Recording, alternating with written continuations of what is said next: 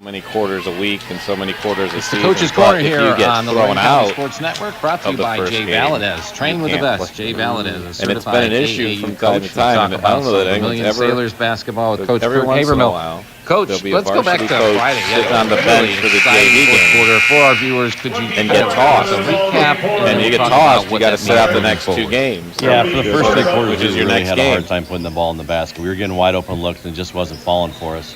But I thought in the fourth quarter we first created offense for ourselves with our defense. We got after it a little bit more. We started pushing the basketball down the floor more, and then we attacked, which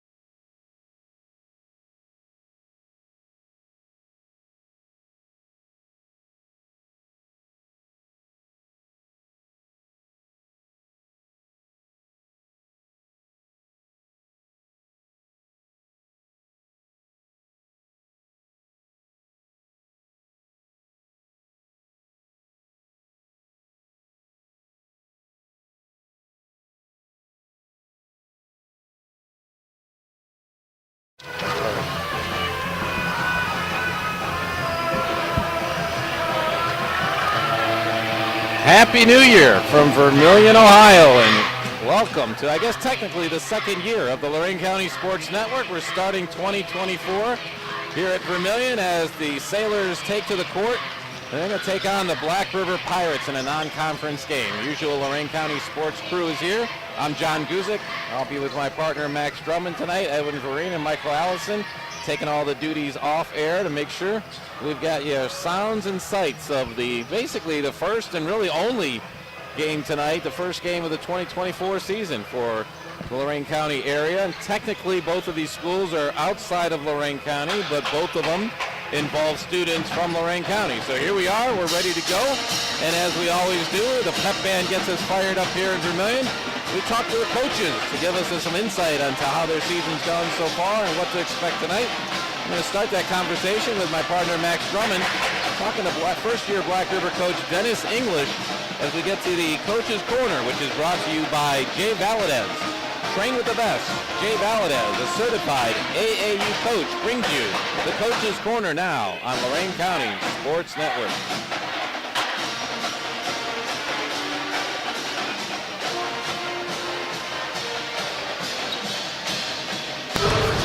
All right, welcome into the Great Lakes Coach's Corner here on the Lorain County Sports Network. I'm with Black River head coach Dennis English. Coach, thank you for taking the time to join us. Not a problem. Anytime you guys need. We appreciate that. And going into tonight's matchup, it's our first time getting a chance to prepare you for entering this portion of the season, starting the new year. Well, we've got 4 conference games under our belt so far. We've honestly already played 8 games. This is our 9th game of the season. Our schedule is severely front-loaded. I think it really does help prepare us for this type of game. We've seen multiple types of offenses and defenses, so we feel like we're pretty well prepared after playing 8 games already. Definitely. You alluded to the front-loaded schedule, and you've been in a lot of close games so far. What do you think is the difference in turning those close losses into close wins? How about this, Nate? I think ultimately it's the third quarter. I think I've looked at all of our stats. You know, we give up 67 a game, we score 60, so we're close. But if you break down our first half stats, we're actually nearly even. But that third quarter, it really has killed us at times. Definitely it's that like late second quarter, early third quarter swing that is talked about in a lot of different sports. So looking at the offensive side for your team, I know John Cray and Rich Martin have both been huge bright spots, especially with their ability to shoot the basketball and beyond the arc. How do you keep giving them opportunities and continue to get them involved on the offensive end? Well, we have an offensive philosophy that we stick to, but we're very diverse in how we run it and how we get into it and the things we do to get those guys shots. Every single thing we do, whatever pass or movement we have, everything has 3 options. So there's plenty of opportunities for them to score and also get the ball to other teammates who are Definitely. So what is the biggest step you think this team can take now that you mentioned you're many games into this season? What is the biggest step forward that you guys can take moving into January and eventually into deeper into conference play and postseason play? I think ultimately we need to be disciplined on offense and defense. When we start getting fatigued, that's where discipline really comes into play. And I think we're starting to learn how to win. We've already known how to lose for a long time. And I think these first 8 games have showed us how we can win games if we just do things right. Awesome. Well, thank you so much for stepping aside and talking to me before the game here. We really appreciate it, and best of luck tonight. Thank you very much, and we appreciate you guys doing this for us. It's awesome. Thank you.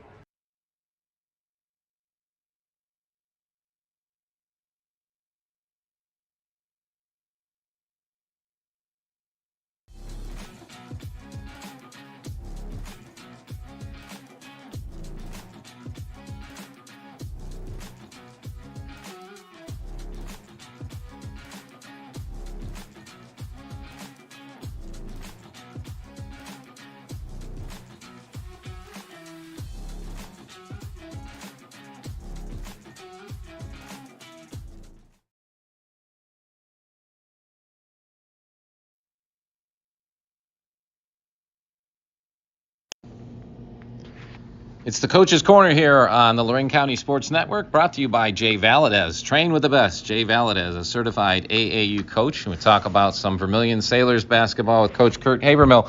Coach, let's go back to Friday. You had a really exciting fourth quarter. For our viewers, could you kind of give us a recap, and then we'll talk about what that means moving forward? Yeah, for the first three quarters, we really had a hard time putting the ball in the basket. We were getting wide open looks, and it just wasn't falling for us. But I thought in the fourth quarter, we first created offense for ourselves with our defense. We got after it a little bit more. We started pushing the basketball down the floor more. Then we attacked, which got ourselves wide open shots on the perimeter. And, you know, a kid like Brock Myers, my sophomore, came in and hit 2 huge threes that cut the game to 1 after we were down by 7, and we kind of just rolled from there. Now, you guys are not a high-powered offensive team, so coming from behind in the fourth quarter, I mean, you were down, if I'm correct, 7 points with like more than half the quarter gone to go, right? Yeah, with about 4 minutes to go in the game, we were down 7, and we were able to go on, I believe it was an 8-0 run to get the lead. And once we did that, I thought we did a really good job defensively. We were making them take really tough shots. And then we were actually patient and got really good shots ourselves after that. And I know this is hard on a holiday weekend. The kids are out of school, but how can you build off of that? You know, got a young team, young season, and now does that help build their confidence? And how do you harness that momentum going into the second part of the season? Yeah, you know, we challenged our kids a little bit before this last game to be a little bit more physical, play Vermilion basketball a little bit more. We're not a team that's just going to sit there and out-athlete you, so we really got to dig in and be physical and make them take tough shots. And that's our focus now. We're really going to, you know, we really talk to the kids and preach to the kids about our physicality, playing fast on offense and trying to get quick shots, good quick shots, and if you don't get it, then you know, get out and run the offense and get a good shot. Now, you mentioned in that Friday game a couple key three-pointers by Brock, but you had basically half your points scored by one player with AJ. Is that something that this team looks to build around, or was that kind of a fluke? It was a great night for him, 25 and 26, so he has that ability to get going, and we've kind of been waiting for him to explode a little bit this year because he just hasn't, you know, he hasn't shot the ball super well. But I give credit to our other kids because they were attacking and finding him. And you know, he knocked down the shots like he's supposed to. So now you've got, you know, big rivalry game last Wednesday, big rivalry game this Thursday with conference play, and a big win on Friday. Is this kind of a trap game for you? What do you got to do to get the kids focused for Black River tonight? No, we're not good enough to make it a trap game. Right now we're an average basketball team trying to get better. We know that Black River has very good athletes that can get up and down the floor. They play ball out and takes 40 seconds off the clock or anything like that. I always say we tend to turn it over when we wait that long, but we'll play, we'll take whatever they give us. We know we got to keep them out of the paint and limit them to one shot. And then if we do that, then I think we got some opportunities to get some stuff in transition.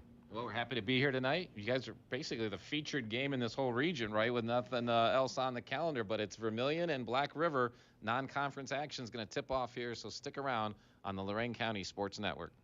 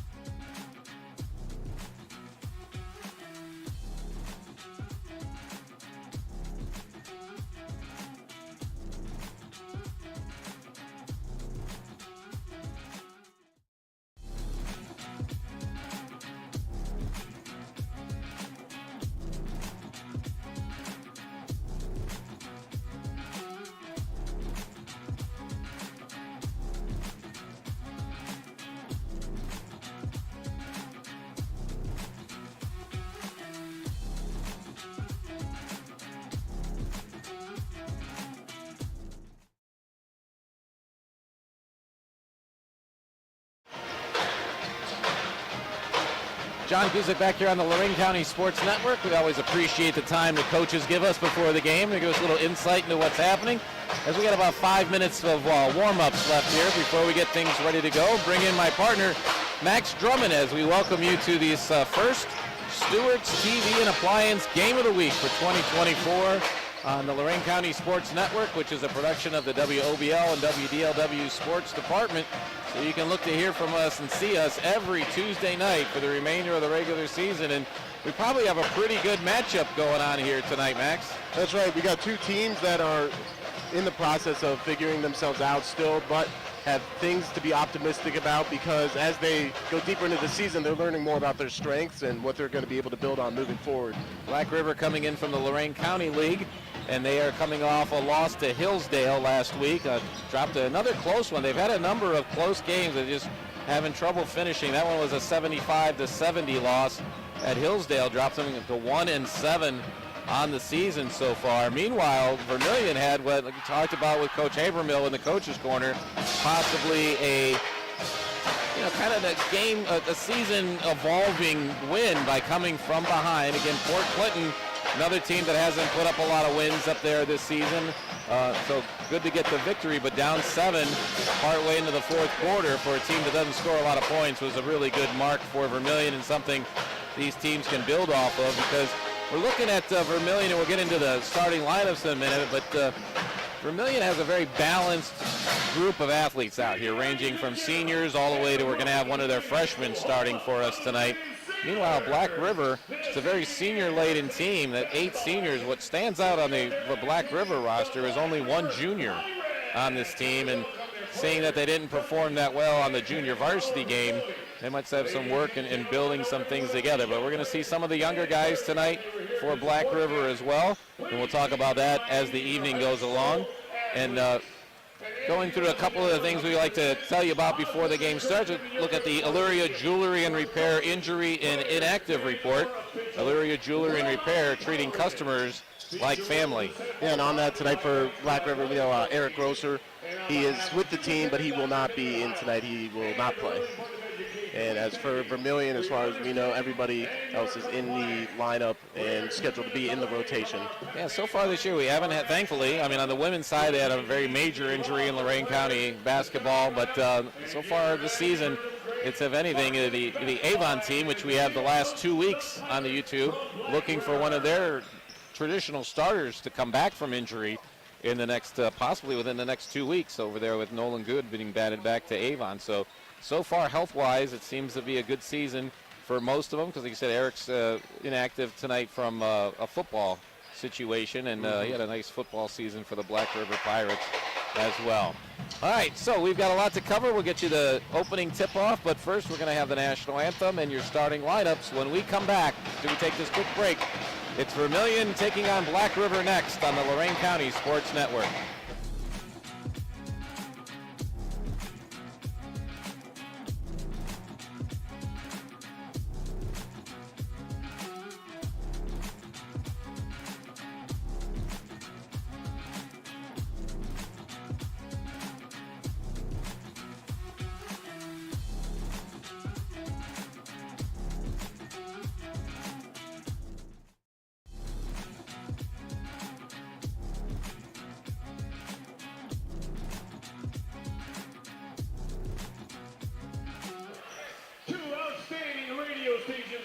Just got about a minute to go before we get started here, and Cliff German, who's on the microphone, as many know, Mr. Vermilion here at Vermilion High School, is on the PA for all the boys' games, and he does the full duty, because we had a triple header tonight. That's why we're starting a little bit on the late side. The freshman game went pretty much on time.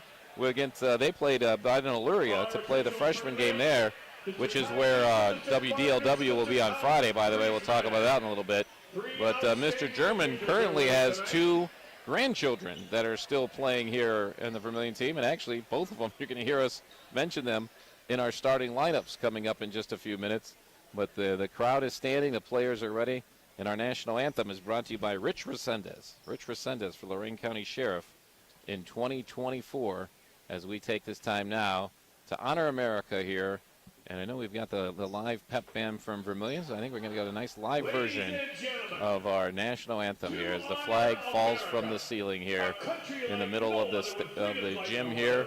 Beautiful setup here at Vermilion High School. Glad to be along with you. Max Drummond and John Guzik here on the Lorain County Sports Network with one of the I think the only game being involving Lorain County athletes tonight on the basketball.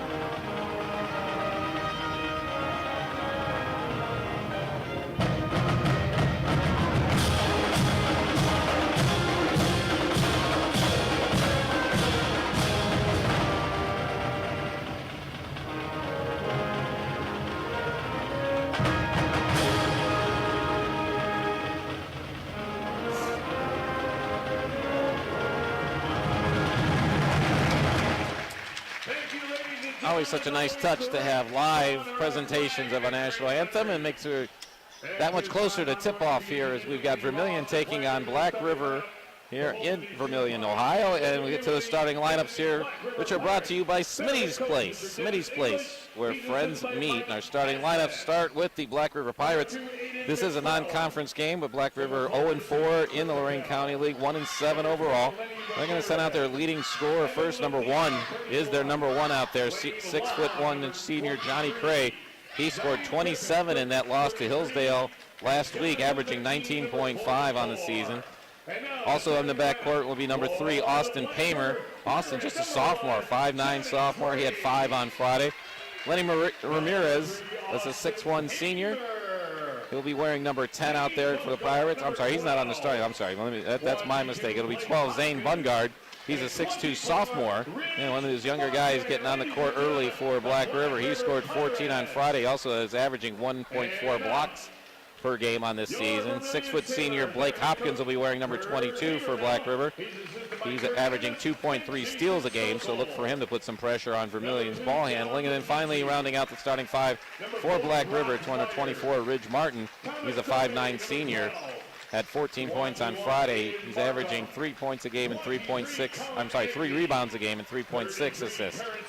Meanwhile, for the Vermilion Sailors, coming off that big win on Friday against Port Clinton, which was a conference win for them, moves them to 2-1 in the conference, 3-3 on the season. They're going to send out a couple of Germans. First of all, it'll be the senior, number 32, Wyatt German. He's a 6' guard wearing number 32. He's averaging 7 points and 3.6 assists per game. Also going to be joined in the backcourt by his freshman brother, number 0, Caleb German. He's a 6'2" junior. He's averaging, 6'2" junior, 1.7 points, 1.2 rebounds a game. Number 5 will be Keegan Fry. He's a 5'9" senior guard, averaging 1.3 points and 0.7 rebounds per game. Riley Kearns will be wearing number 11. He's a 6'5" senior guard, averaging 7.6 points and 6.2 rebounds a game. And the big scorer you're going to be looking for tonight, number 22, is A.J. Gerber. He's a 6'3" senior. He's doing it all for the Vermilion Sailors this year, averaging 14.3 points a game, including 25 in that victory on Friday over Port Clinton.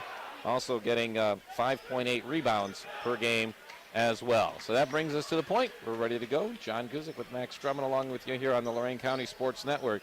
Pretty even Lorain non-conference matchup here with both teams. A lot at stake at this point in the season and getting ready to say playoffs start next month, right? So all of a sudden it seems like you're in the middle of December thinking it's a long season ahead, and here we are ready to go in 2024.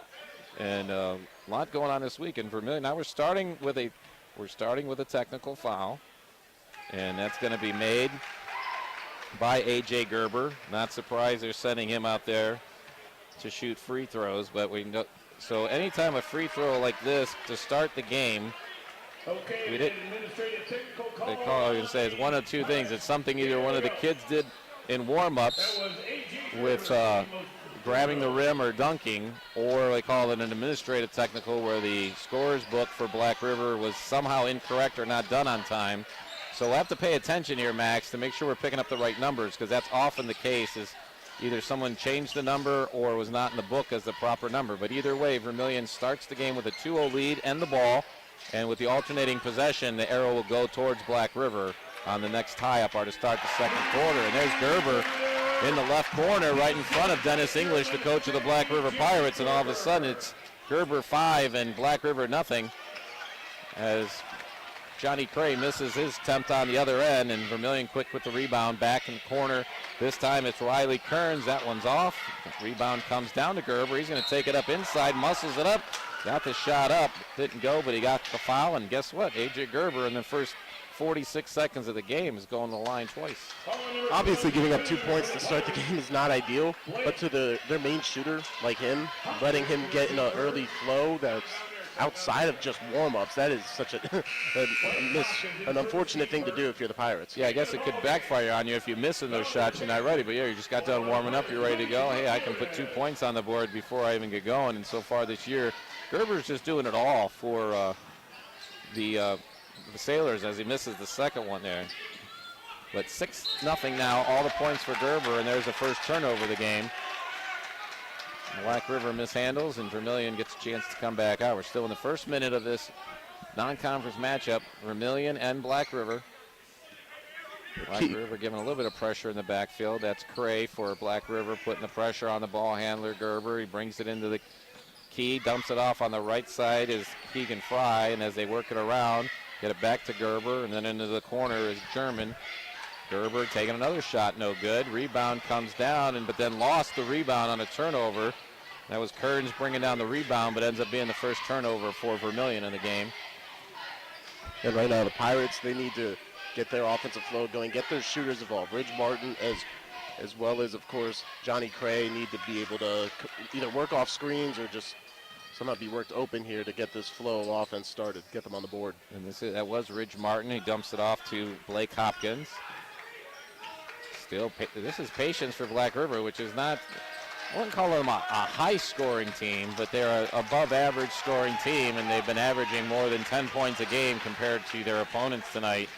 So for them to hold the ball this long here, way out top, not even threatening to score, is a win for the Vermilion defense. But Cray decides to take it to the hoop down the left side, splits between two defenders.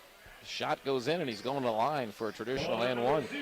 Yeah, it was a great job just being aggressive, putting his head down, and saying, okay, we're getting on the board one way or another, and he has now a chance to finish off the end one opportunity. 6:04 to go first quarter. It makes it 6-2 Vermilion over Black River. Cray psychs it up, shoots it, and drops it. So it's Gerber 6, Cray 3. As Vermilion gets it quickly into the front court. Almost a travel there. Gerber again, he's touched the ball every possession so far. And as they battle for it, that'll be a team rebound for Vermilion. They keep possession here.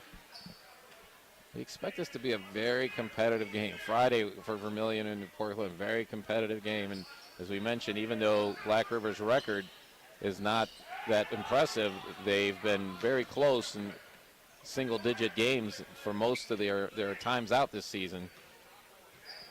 Yeah, Coach English sees them very close to turning the corner. He's been happy with their first half. It's just being able to close out or start the third quarter coming out of halftime right. So we should expect them to see a very balanced approach here in the first half. Another turnover by Vermilion. Good defense by the Pirates, and this is Cray bringing it across timeline. He's kind of all by himself. That usually doesn't stop, but he'll dump it off to Martin. Takes the three, no good. Rebound comes down to Caleb German. And Vermilion coming back at him. And those are the opportunities, if you're the Pirates, you're hoping to get. Just got to knock them down. Wyatt German doing a lot of dribbling, tried to get a ball off to the right wing, and it's intercepted by Martin. He brings it back the whole way, gets a bump from Vermilion, no call, kicks it back out to the top of the key. Three-point attempt is no good. Rebound comes down to Gerber. Gerber for Vermilion, bringing it into the front court. Toss it down the corner to German, and cutting down the lane, but missing the shot is Riley Kearns. Fighting for the rebound, and it hit out of bounds before Black River's Lenny Ramirez got to it. So it ends up staying with Black River. May have appeared on video that it was Black River touching the ball. He was trying to save it, and the ball hit out of bounds before he got to it. And here comes some pressure by Vermilion. Black River beats it easily, and they get a double dribble turnover there. I mentioned Lenny Ramirez coming in and number 10 out there. He's averaging 5.8 rebounds, so he's definitely their premier sixth man to come out and contribute, even though he doesn't get in the starting lineup. You can see he's out there early in the first quarter, and his numbers show that at the way he's contributing. Now stuck at I thought that was an over and back there. It was a step back and over the line, but either way, it's a turnover that Black River picks up in the corner to Martin for three, no good. Fighting for the rebound, comes down to Ramirez. Craig did a kind of crow hop there, no call on that one either. Rebound this time is by Blake Hopkins. He gets fouled on the way back, and he'll go to the line. You know, we had a game Friday on WOBL, Midview in Columbia, where nobody went to the free throw line in the entire first quarter. That is clearly not the case going on here tonight. Yeah, no, lots of unpack right there in the last few possessions. I mean, the half-court press being implemented by Black River, it's done a good job slowing down this scoring attack from the Sailors. They just got to convert their opportunities on offense. And, you know, we actually didn't have an opening tip-off because of that administrative technical, so it didn't give me a chance to say that our opening tip-offs are brought to you by Lorain County Community College. Your year, your classes, your future at Lorain County Community College. Appreciate their support of what we do here with the WOBL and WDLW Sports Department, and this, the Lorain County Sports Network. Blake Hopkins trying to split the pair here. The second one's up, and it's good. 4:24 to go first quarter. Expected a close game. We're getting it, and now all kind of pressure by Black River, but as Ridge Martin tries to poke his arm in there, he got his shoulder into the torso of Riley Kearns, so it's going to be the third team foul already on Black River. We talked about free throws. They've all been shooting fouls so far, but 2 more fouls, and Vermilion will be going to the line for all of them in this first quarter. We're not even halfway through. German gets the ball down in the corner. Is Gerber, no good. Rebound, knocked down to the ground is Brock Myers. But he keeps possession, gets the ball out to a teammate, and this is German at the top of the key. Works it on the left side over to Brock Myers. Myers working it back to the top of the key. A.J. Gerber's touched the ball on every single possession for Vermilion. Working it around. German back out to Fry in the corner, no good. Trying to save it, and they do, and it finally comes to rest in the hands of Fry. After it comes all the way from the corner to the well beyond the top of the key, and Caleb German will reset the Vermilion offense. 3:26 to go here, first quarter. I mean, that's just coming down to effort right there, and even when you think the play's over, these Sailors keep fighting to keep the possession alive.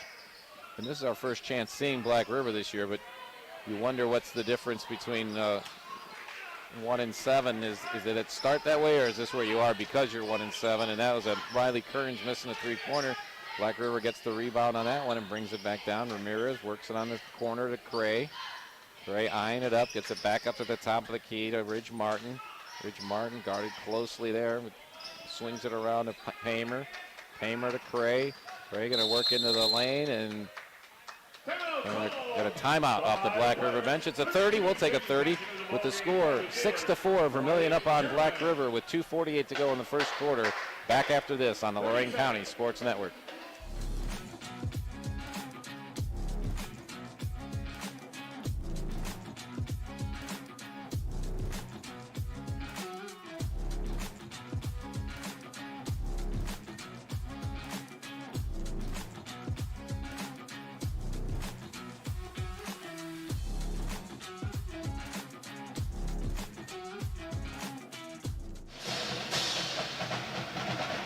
Back here in Vermilion, I'm John Guzik along with Max Drummond. Max, you know, if it's a lower scoring game, it's going to tend to favor Vermilion. And looking at the scoreboard, it's only 10-point score between the two teams in over 5 minutes. But really, those first two were scored before the clock even started. So definitely both offenses struggling a little bit here. And it could be an advantage for Vermilion. And right there, coming out of the break, is Blake Hopkins trying to change that, but the ball misses the rim, and Vermilion comes back with the ball here. As clock's running again with 2:36 to go first quarter.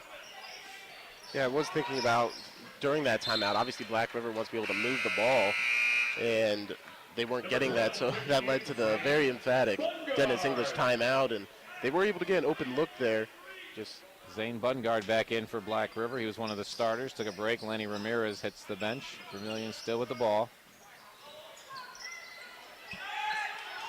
This is Wyatt German at the top of the key. He's the older of the two Germans out there, trying to get it in the middle of the key, but broke it up by Bungard, who just came in, and here comes Black River trying to tie or even take the lead here. Gets it down on the block to Zane Bungard.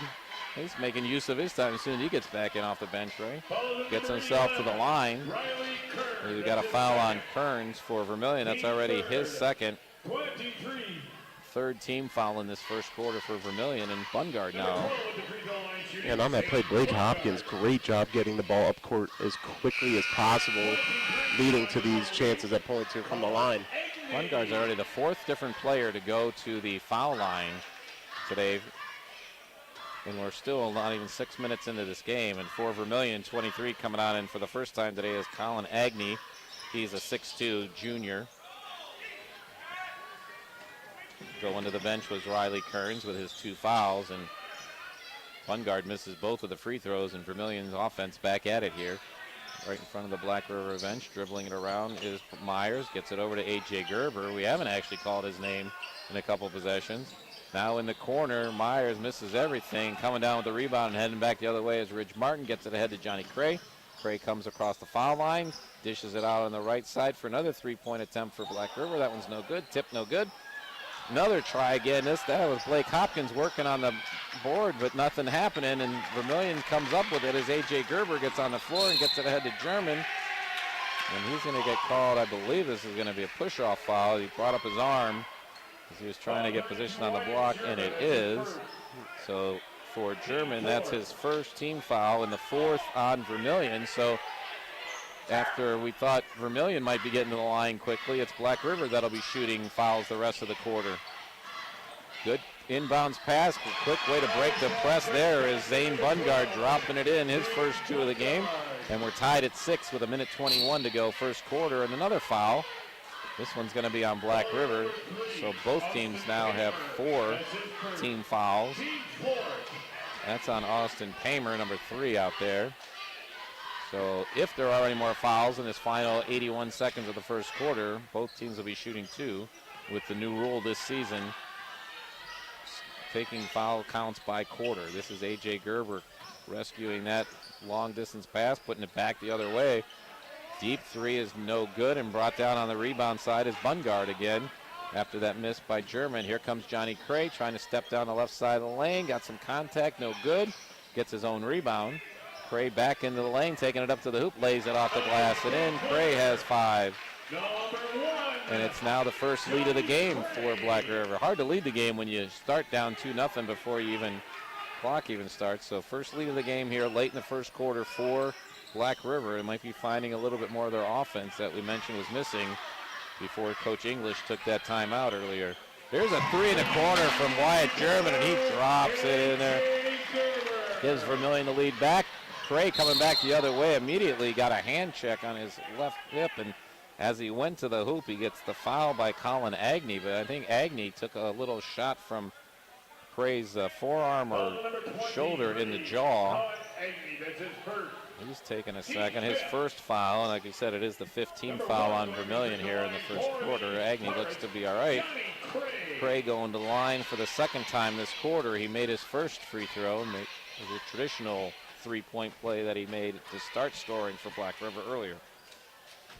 Yeah, and after all of the attempted shots from the perimeter, now Black River is forcing the attack down low, and so far 6 of the 9 points have come in the paint, the rest coming from the free throw line due to their aggressiveness. 6 of the 9 points are from this guy, Johnny Cray, trying to make it 7 as he takes second free throw is up and good. He's got 7.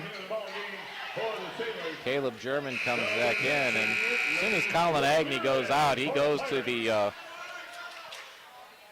wastebasket that's at the end of the bench, because I'm thinking he may even have a little bit of blood in his mouth there. He took a shot, and one of the team managers brings him something to drink there as he's still standing at the end of the bench. He took a shot on that foul to the face. Here comes Vermilion trying to get that lead back here. 10-9 is the score. We're in the final 12 seconds. We'll look for the last shot. This is German around the top of the key. Sends it off to the left side. Back to him at the top of the key. Now down to 4 seconds, and Johnny Cray looks up at the clock as he gathers the ball. He knows he's got 4 seconds. Gets the foul. Clearly, as the buzzer was going, could have even been an intentional foul, and the cheerleaders don't realize it because the Vermilion Sailor cheerleaders, they heard the buzzer, said, hey, it's our turn to shine. But Johnny Cray is going to go back to the line for 2 shots before we actually call this a completed quarter. And again, Black River with the lead 10-9. Cray been solid at the line so far, already 4 for 4 from the line. That's a way to build up your scoring average, that's for sure. You mentioned he had 27 on Friday, so him getting his points is not a surprise. And he ends the quarter 5 of 5 from the line with 9 points, and it's 12-9 Black River at the end of 1. We'll be right back in a minute here on the Lorain County Sports Network.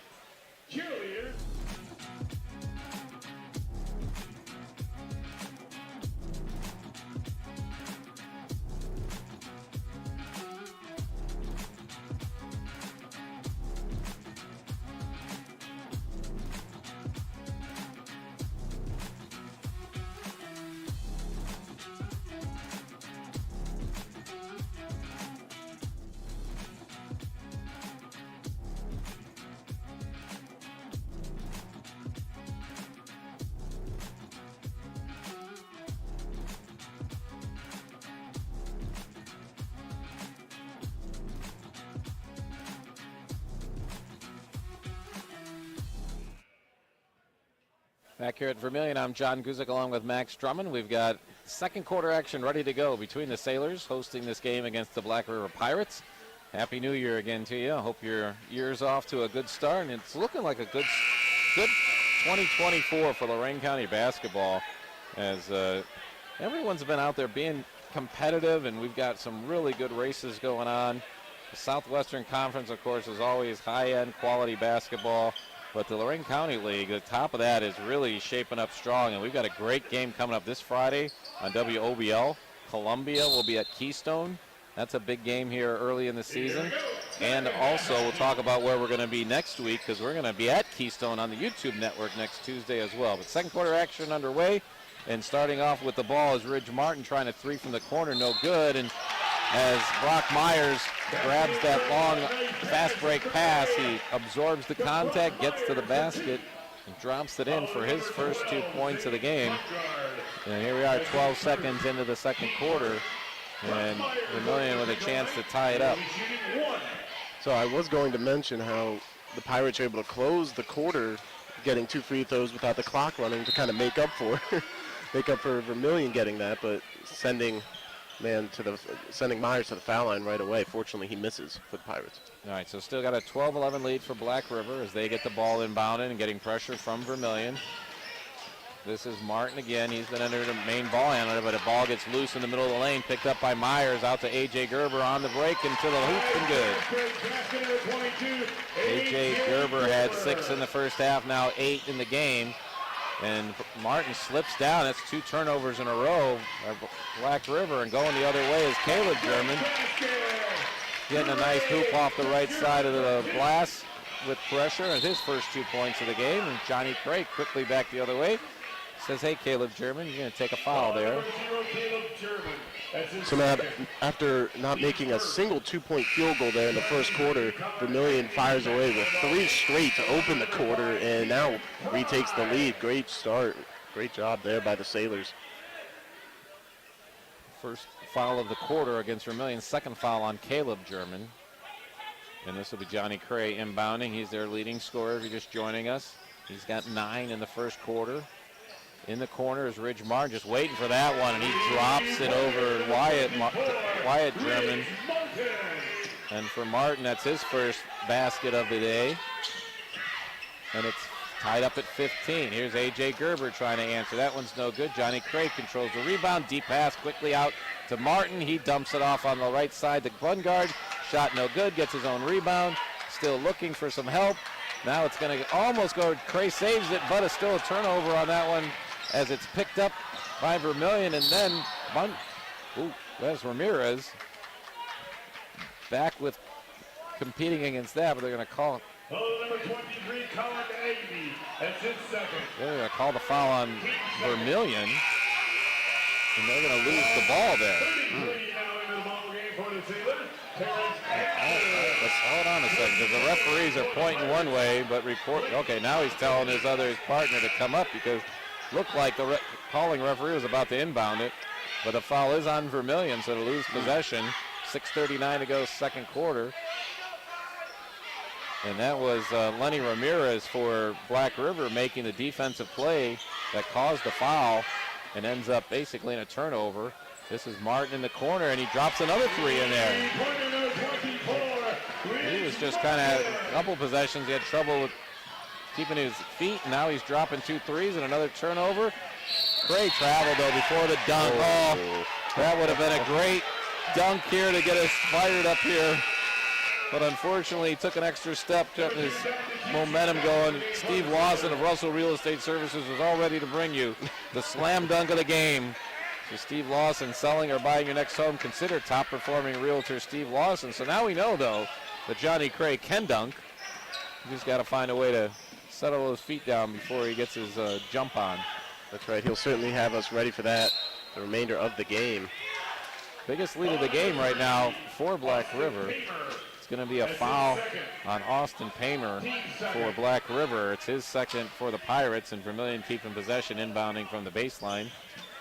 Looking in the corner, this is Terrence Anders in the game for Vermilion. Dumps it off down low to Fry.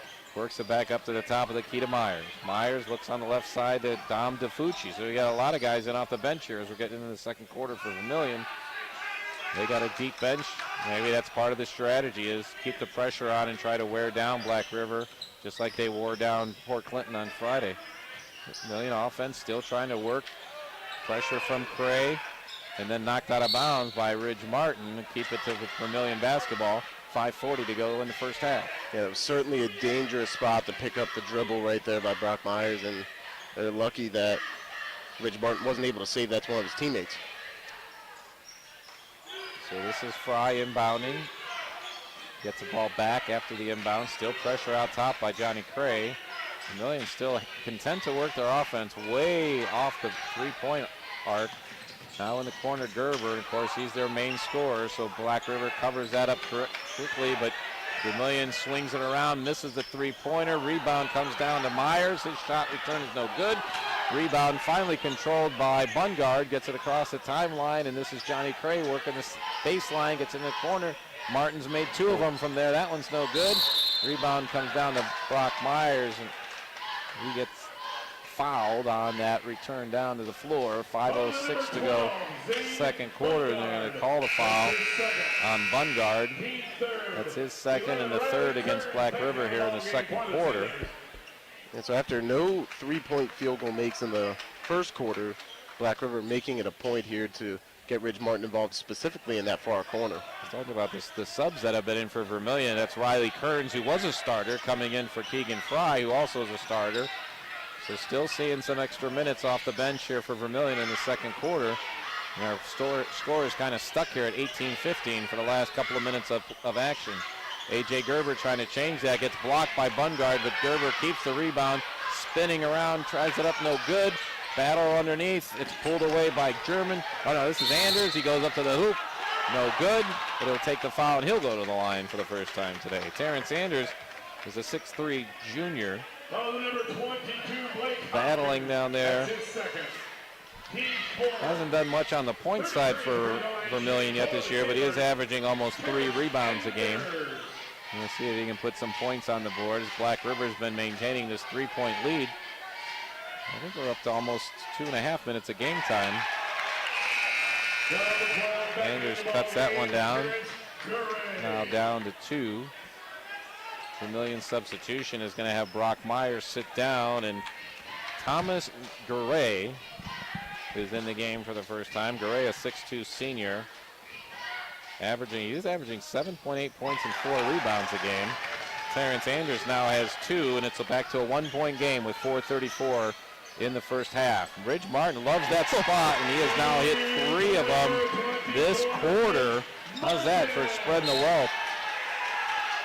Johnny Cray with 9 for Black River in the first quarter. Ridge Martin with 9 for Black River in the second quarter. And now they turn around a turnover, and Black River will have the ball as Vermilion's going to take a quick timeout. This is a 30-second. We'll take a 30-second timeout and be back here with Black River with their biggest lead of the day, 21-17 over Vermilion on the Lorain County Sports Network.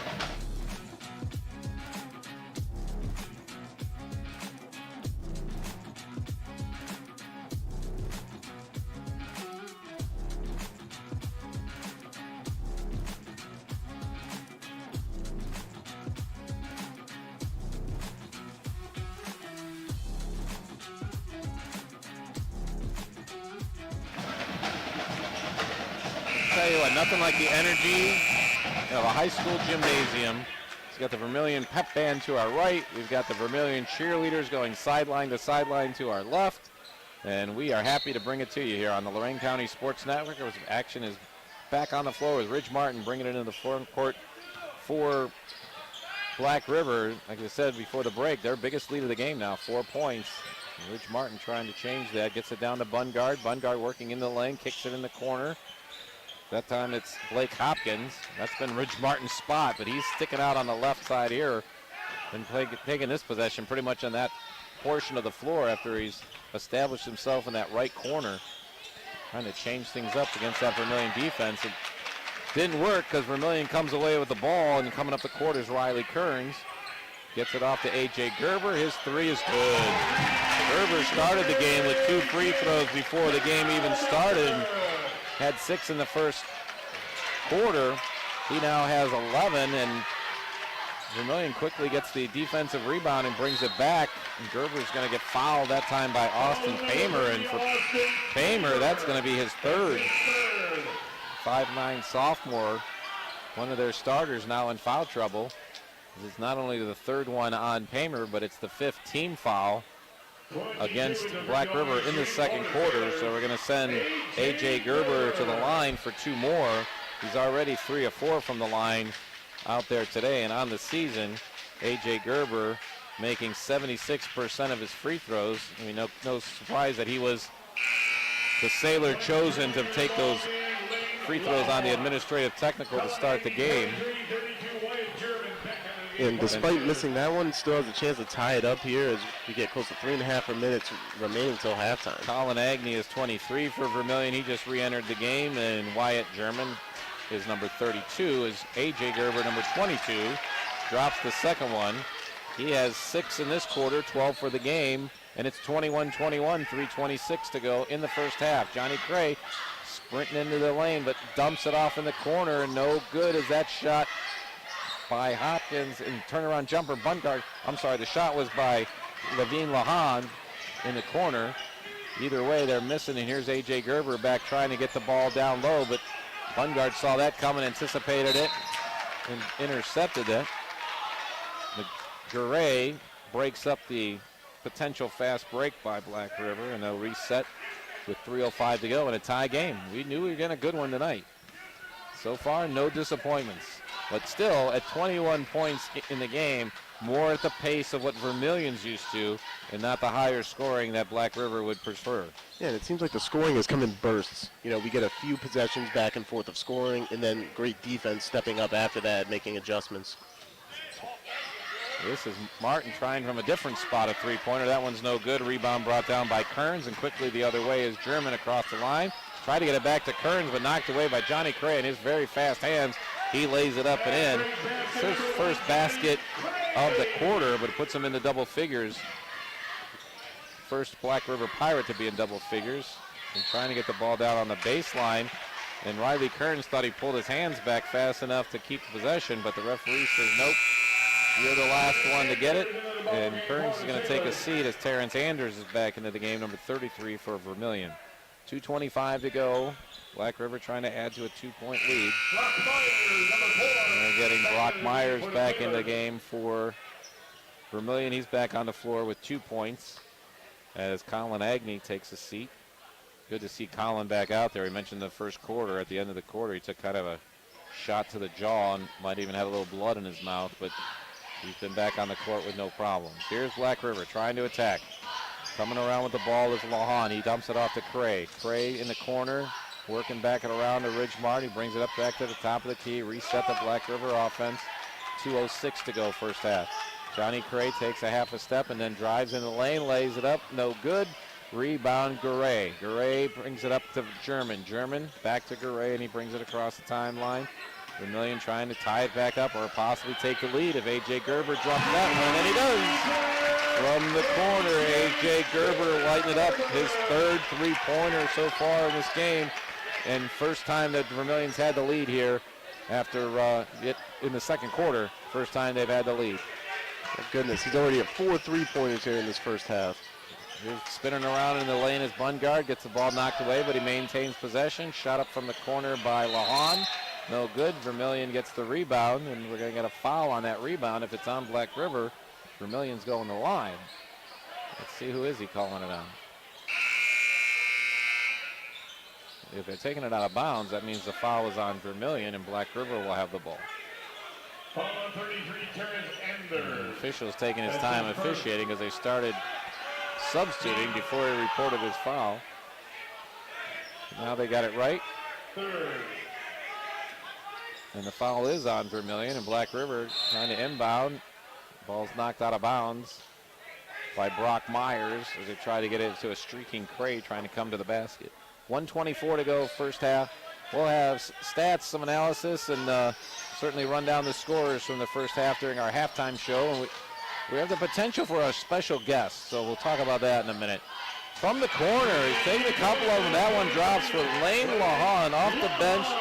The 5'9" senior gets his first three-pointer of the game.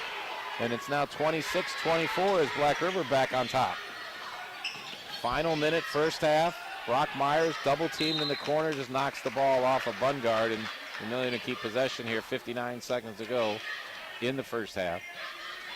Good job there just to avoid that 5-second hold call, because Black River Pirates defense doing a great job trapping him in the corner.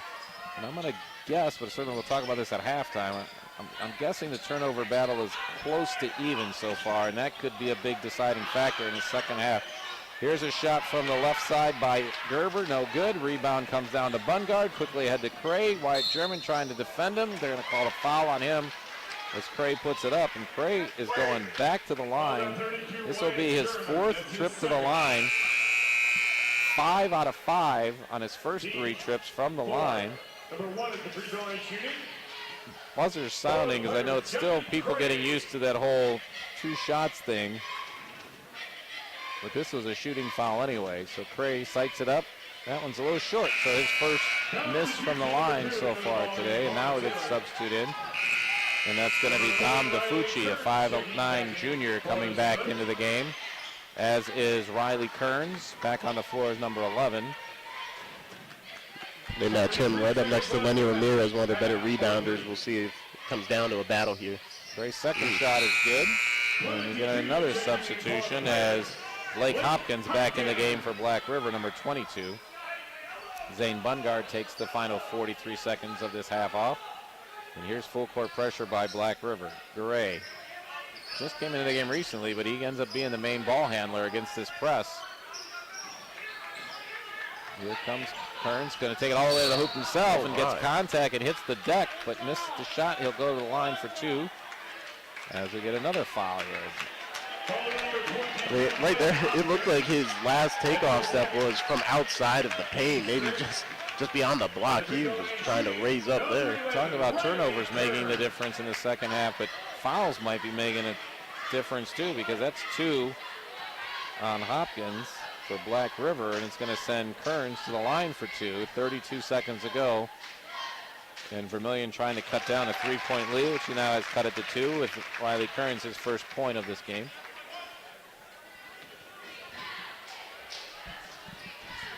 It'll be interesting to see how much of the court Vermilion works in the second half. Obviously, the 3-point line has been very beneficial to them with A.J. Gerber, but not many others hitting from out there.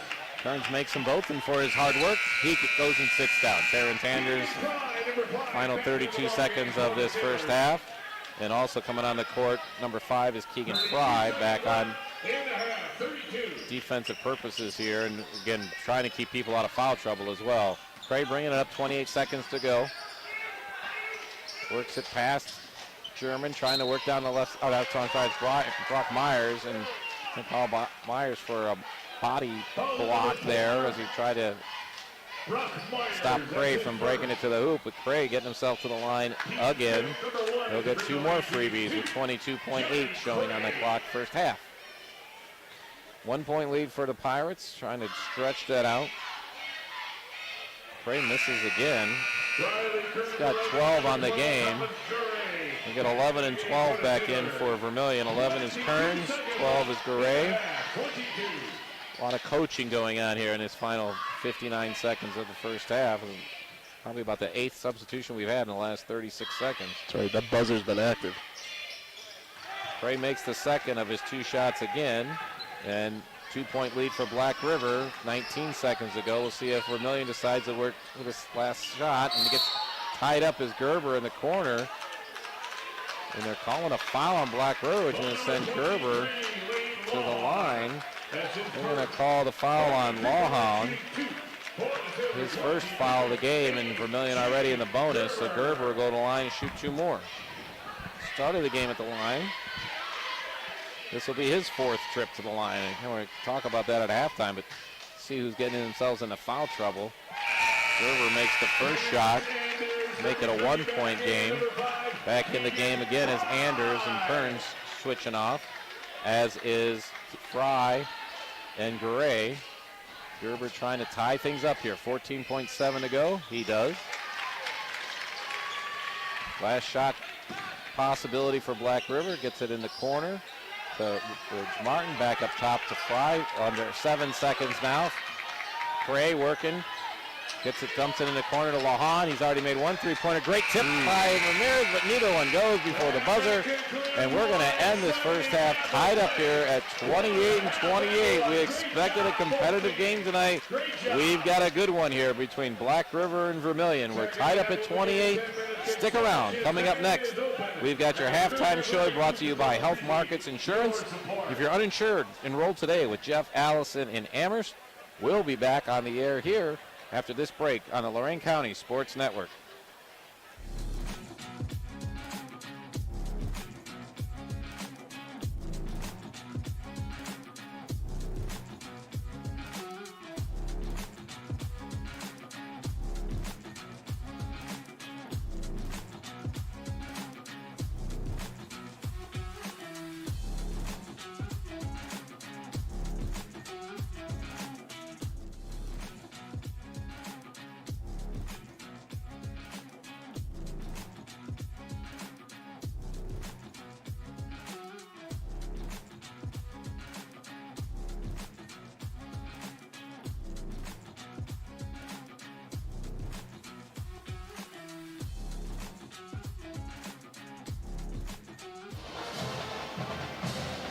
It's halftime here in Vermilion, where we've got a great one going on between Black River and the Vermilion Sailors. 28-28 is our score. I alluded before the half that we might get a chance to have a special guest here at halftime, so we're going to invite in Open Door coach Al Januzzi to join us for a few minutes. Coach, thank you for taking some time out of here, and it's nice to see you out watching some basketball on a night where you guys have the night off. But give us a little recap of, we had you on the air on your silent night a couple weeks ago on WOBL. What's been going on with Open Door these last couple weeks? Well, we've been really challenging our kids. We were in the Cuyahoga Heights tournament, the Joe LaBella tournament, where we had a nice win over Garrett Morgan to get to the championship game against Cuyahoga Heights. Kind of led the whole game against Heights and ended up losing that game. But again, Cuyahoga Heights is a great basketball team. They were in the regionals last year in D3. Then we went out to Cedar Point Jingle Bell Jam, and we played two really tough teams. We played Holland Springfield, which is a big Division I school out of Toledo. Lost by 5, but played extremely well against them, competed against them. And then next day we had to come back and we had to play Willard, which will probably be one of the best Division II teams in the state. And we competed with them. So, you know, those last 4 games, the last 3 games in particular, although we came out on the losing end, are really going to benefit our guys moving forward in terms of preparing them for the second half of our season and then into the tournament. And that's what we wanted to do, was challenge them. And they competed well during that process. So what's the next part of your schedule looking like? They survive those challenges of those holiday tournaments, as things kind of get back to normal here. What's on your So Saturday we host Brookside, which is going to be a tough game for us. But again, now we get back to playing some local teams. We're looking forward to that. We do play Black River. We have Vermilion. Black River is at home. We're at Vermilion. So, we're coming back, playing some local teams, some teams that we're familiar with, and hopefully we can, use the challenges and the defense that we saw in those 3 games to help us get better and really compete and hopefully come away with some momentum and some wins. Well, you're a numbers guy, so the big thing about that Brookside game on Saturday might be the hardest thing on the statisticians, because you guys are both going to be out there to score some points. Where is that game on Saturday? It's at Open Door. So it was a game originally scheduled. We were going to play at the old Lorain Catholic gym, but it just ended up, unfortunately, didn't work out. Hopefully in the future we'll be able to do that. But yeah, there better be a pencil sharpener at that game. If you get in that old LC gym, you could show the kids when you used to own that place, right? Absolutely, right. That's correct. Yeah, before the three-point line. We had some fun times over there. So you said you got Vermilion and Black River both on your schedule. Yes. What have you seen between these 2 teams tonight? So obviously you have 2 good defensive teams. Both of them are playing hard defense. You know, obviously when you play a Kurt Habermill team, you've got to be able to deal with the pressure in the full court and the half court. And you'll see what Black River has done is they really focus on the corners. You know, they got Johnny Cray out there penetrating, getting to the basket, getting to the free throw line. But when he penetrates and the help comes, he's kicking it out to the corner. So a lot of times what we'll do is we'll say, you know, we're not going to help from the corner. We're going to deny that, and we're going to bring the help from the backside. So that's something that, you know, we would do against them. And then Black River, you know, they got their little 1-2-2. They go kind of full court, 3/4 court, half court. back into their 32 zone. And, obviously you got AJ's got 20 of their 28 points. You might want to not help on him if you're Black River, just a thought. And then, I think Vermilion, you're going to see him start to attack the middle of that zone. And the other thing you'll see is that Vermilion's crashing the offensive boards. It's difficult to rebound out of a zone because you're not matched up, with a man. And I think, if Vermilion continues to pressure, if they can create some turnovers, they can attack that zone through the middle. I think they'll have a good shot in the second half. But it's a great game. I mean, both teams are playing extremely hard. A lot of free throws, a lot of, guys getting to the bucket. But it should make for an exciting second half. Again, two teams playing hard, playing good defensively. And, it should be exciting. Coach, I got to tell you, with the way you just broke that down, I think I should go sit on the other side for the second half, and you should stay here with a microphone. Appreciate you coming over here to spend a minute with you. Before we let you go, anything about Lorain County basketball, kind of in general, that's kind of stood out to you so far this year, or something that surprised you as we get to this point of the season? Well, I think, obviously you look at some of the top teams in the area. North Ridgeville is competing extremely well. Even with the injuries that they've had, and for Avon to upset them, I think that's huge. I think Avon's got a really good basketball team this year, and they're going to continue to get better coming off of that football run. And I think one of the teams that's going to really start to play well in the second half of the season is Clairview. I think they're a scary team. Again, another team that made a deep football run, but they got a lot of talent over there. Firelands has been playing well in the LC8. And, Elyria is another team I think that, could really come on strong. But, looking forward to Lorain County basketball as we head into the second half of the season. Hopefully we can get some teams into the tournament, deep into the tournament, into the district. That's always something that we want to do.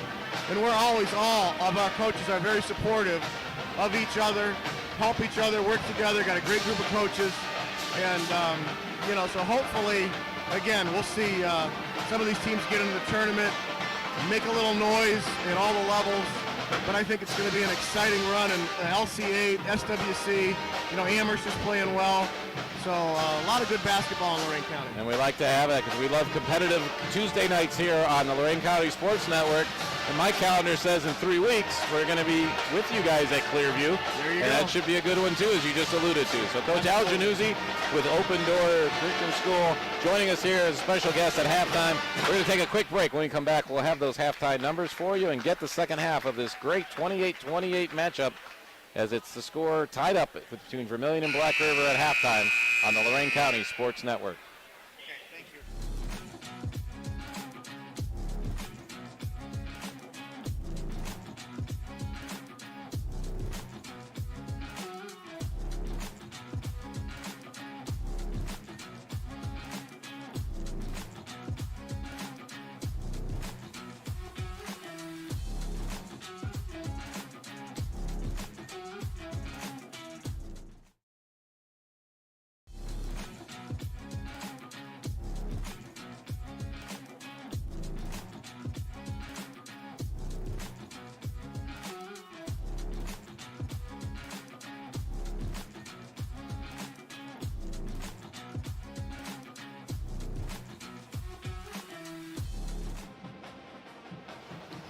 Back here at Vermilion, we've only got a couple minutes here. We'll get you some updates, but I really appreciate Coach Newsy coming over to do it. He does it all in Lorain County. He was a great player at Lorain Catholic. He's doing a great job coaching.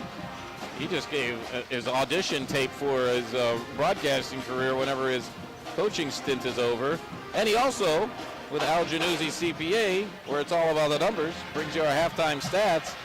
Max Drummond, I know wanted to talk certainly about what's going on with the turnover battle. That we do, and Vermilion at the moment with 9 turnovers themselves, a lot of them in the half-court setting, and then obviously Black River also with 6. So the Pirates slightly winning that battle at the moment, and we'll see if that trend continues or if we see these teams try to work their passes more in the backcourt before heaving them across half-court. That's what's gotten them into trouble a little bit. And then the three-point line, I mean, both sides have been trying mightily to get it going, and it's basically been one player for each side. Of course, we know about A.J. Gerber. He's hit all 4 of their three-pointers for the Sailors, but as a team, just 4 of 13. And then on the other side, it's going to be Ridge Martin hitting 3 of Black River's 4 threes, and they are just 4 of 16 overall from downtown. So certainly the teams will probably try to see them either get more open looks out there or attempt to work it around and work it inside more. We saw Black River have a lot of success when Johnny Cray would drive in, like Coach Januzzi alluded to, and put a lot of pressure on that Sailors defense. All right, here we go. Run down the numbers for you. Black River had quarters of 12 and 16. They've got 13 points from Johnny Cray, 9 from Ridge Martin, all on three-pointers in the second quarter. Also 3 points from Lane Lahan, a couple from Zane Bungard, and Blake Hopkins added a free throw. Meanwhile, on the Sailors side of the thing, as Coach Januzzi talked about, it's been all A.J. Gerber, as he's hit him from threes, from twos, and most of his free throws, and he has 20 here at halftime. Also 2 points each from Terrence Anders on free throws.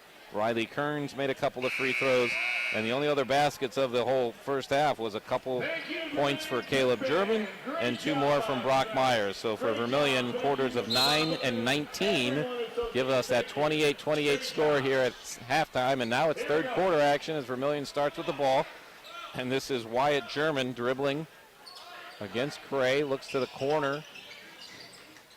And that's A.J. Gerber. They're going to cover him up pretty quickly. Wyatt looks at Gerber coming down the block, and Black River really lost track of where Gerber was. I think they were thinking he was going to stay in the corner. He trots in and then comes up with German getting the turnover on the other way. His shot no good. Battle for the rebound. Gets up with Gerber. Flips it up no good. Tap is up, back and in by Caleb German. Great putback for German. Then he's going to go to the line as he got pushed. And all he did was really give a push to the ball, but had it at the right angle and put it up and in. Yeah, Caleb German getting the assist on the first bucket as he had a great pump fake out to the corner, and A.J. Gerber just reading that and cutting down low, and then also we had German getting the steal at half court. Coming in the game as a freshman for Black River, his first trot onto the court so far is number 4 is Zane Christoffel, because they got to give number 3 Austin Paymer a seat on the bench as he's already had some foul trouble. And it's now 33-28 as Vermilion comes out scoring the first 5 points of the third quarter. And quickly changing that is Ridge Martin as he's now in the double figures for Black River. His first 2 points gives him 11 for the game. Wyatt German bringing it up across the timeline against Cray. Now getting double teamed and Cray knocks the ball loose. German still after it though. He tried to pick it up, still can't. And it's a turnover as Black River gets the long pass ahead to Christoffel, who's just in the ball game but misses that shot as he took the pass from Blake Hopkins and immediately back the other way. Right below the foul line is Riley Kearns, and he's got 4 on the game and still a 5-point lead. And now we got some physicality there in the front court for Black River, and they're going to get a foul against Vermilion. First team foul on the Sailors of the second half, and that's going to be on Keegan Fry, his first of the game, and of course the first against Vermilion here in the third quarter. Yeah, the Vermilion fans seeing the arm extension right there from Cray, wanting the foul, but it wasn't enough to draw it from the ref that time. Close game like this, we also talk about timeouts. Each team just used 1 30-second timeout in the first half. So here's Cray cutting through in the lane, gets it up and in. I'm not sure who the foul is going to be on. Kearns is upset if it's against him. Could have been with the body. Could have get it against Fry if he determined that he hit him. But either way, basket counts, and the foul does go against Kearns, and it's his third. So it's a big deal here. And he's going to take a seat as Brock Myers comes in. And Johnny Cray goes to the line. He started his scoring with a traditional N1. See if he can start his second half scoring the same way. And that definitely affects what the Sailors are able to do down low in the paint, as Kearns is one of their tallest players at 6'5", so don't want to see him on the bench too long if you're a Vermilion fan. Cray misses Bumgard, grabs the rebound, but as he tried to put it back up, Caleb German got a hand on it, stopped his momentum, so that's a jump ball. The alternating possession arrow goes to Black River. So the Pirates have a really good game. And remember, Vermilion got out early scoring in the first half, and now early scoring here in the second half. See if they can maintain it. As going to the ground is Bumgard, and coming away with the ball is Agnew. This is Gerber now on the left side. Closely guarded by Hopkins as it goes back to the top of the key to Myers. Myers dribbling against Cray, gets it over on the left side to Wyatt German. He's guarded by Martin, still dribbling. Picks it up and hands it over to the right side to Keegan Fry, well off the three-point line. Here's Gerber on the left side. He's made some shots from there already today. He shoots it into the lane. Going down the lane on the right side is Brock Myers. His shot no good. Wyatt German intercepts the pass, takes a three-pointer, no good. Gerber with the rebound as he goes up. He gets a bump, and he'll go to the line. Shot doesn't drop. Foul's going to be on Lane Lahan. I believe that's going to be his second. And Vermilion right there before the miss. I'm sorry, they're giving it to Hopkins, and that's his third. So Gerber is going back to the line. He's quite a few trips out there. First one up and in. 4-point lead now, 5:44 in the third quarter. Now the coaching's really going to have to go into overdrive with the foul trouble. Gerber makes that one, and as soon as I say that, the buzzer sounds, and Lenny Ramirez is coming back into the game for Black River so that Blake Hopkins could sit down with his 3 fouls. Is either their biggest lead or matches their biggest lead of the game. There's a steal. Pressure paying off for Vermilion as Fry takes it back the whole way for his first 2 points of the game, and now it definitely is the largest lead with 5:25 to go in the third quarter. Yeah, they're definitely playing with a lot of energy right now. That full court press, it's really causing a lot of problems, and these long passes, it's really not allowing the Pirates to even get across half court. Wyatt German locked at 3, so it was okay for Hopkins or Martin to pick it up in the backcourt. That shot misses everything from the corner, and here comes Vermilion back the other way, trying to add to this biggest lead of the game. Wyatt German, ball fake, drives down to the block, puts it up, rolls around the rim, and hit every spot on the rim that time. It looks that's like going to bring a timeout from Dennis English of the Black River Pirates. This will be our first full timeout of the game, as Vermilion has built up a 41-32 lead with 4:53 to go third quarter. We'll be back with the rest of it right after this on the Lorain County Sports Network.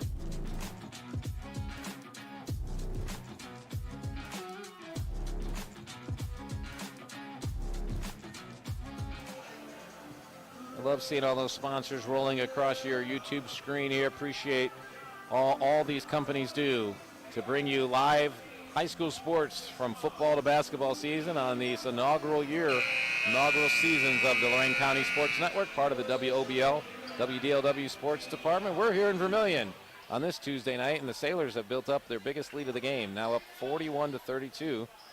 Black River takes the timeout to reset. Some foul trouble on both benches. Black River kind of taking the brunt of that so far. Trying to create some offense here.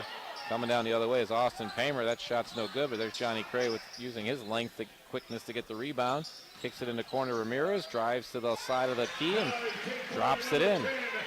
And then Ramirez, his first 2 of the game.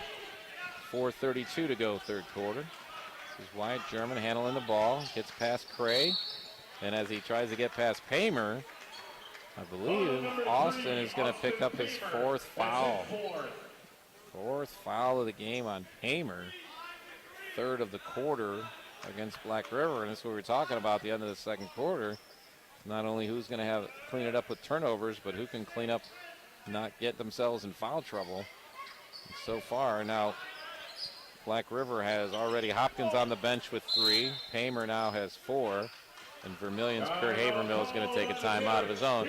This will be his second 30 of the game. We'll take a quick break and come back with the rest of the 4:22 left to go in his third quarter from Vermilion on the Lorain County Sports Network.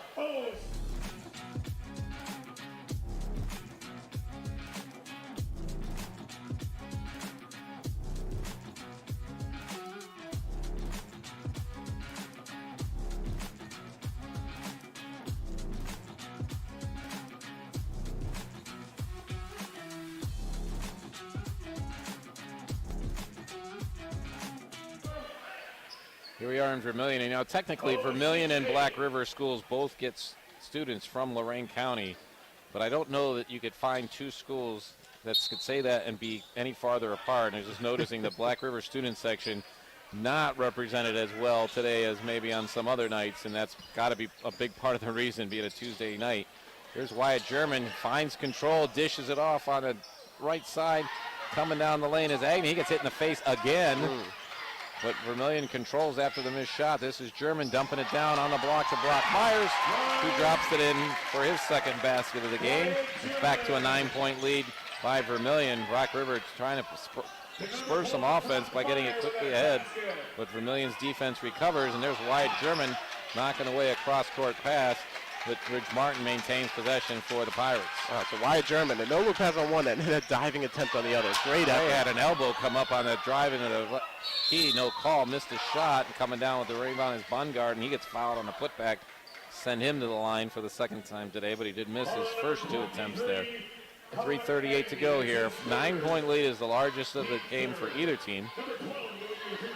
We can see the physicality from Black River in the paint right now, trying to make the rebound battle a little more even and affect that Romeo's rebound report later on. In the first half, it was 17 rebounds for Vermilion to just 10 for the Pirates, so they're definitely going to have to show a lot of fight down low this half. Bungard misses all three of his free throws today. This one's eyed up, and that one drops in. So now an 8-point lead with 3:38 to go third quarter. Vermilion brings it up. Right in Kirk Havermill could have picked that one up himself. He's got his shoulder out of the way to maintain possession for Vermilion. Also, Coach Havermill has a son now playing in the Vermilion program. His son is a freshman. We saw him out there playing with the JV. He's a 5'7", wearing number 21 for the Sailors, who won that JV contest.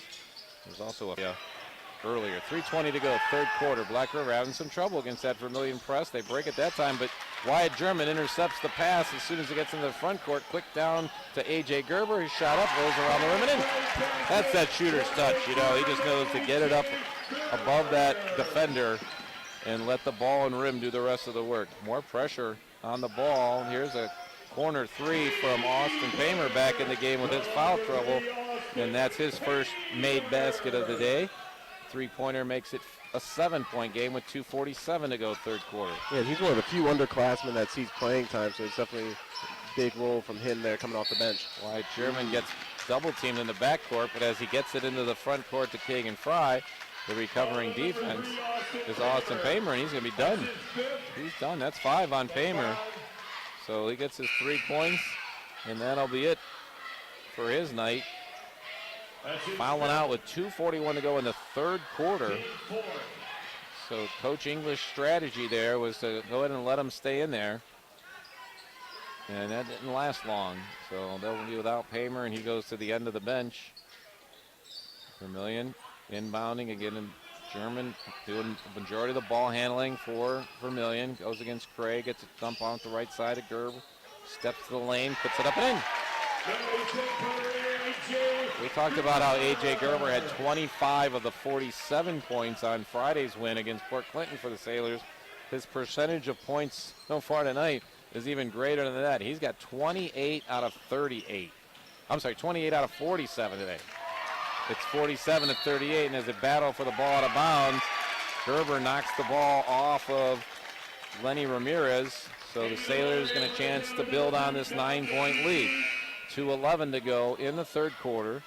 More substitutions come out. Dom DeFucci back in the game. Give Wyatt German a few minutes rest here.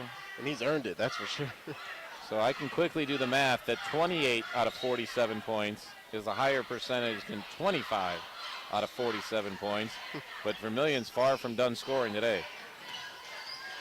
Here's Gerber again, driving the lane, floats it up and in. Boy, he just has a really nice touch.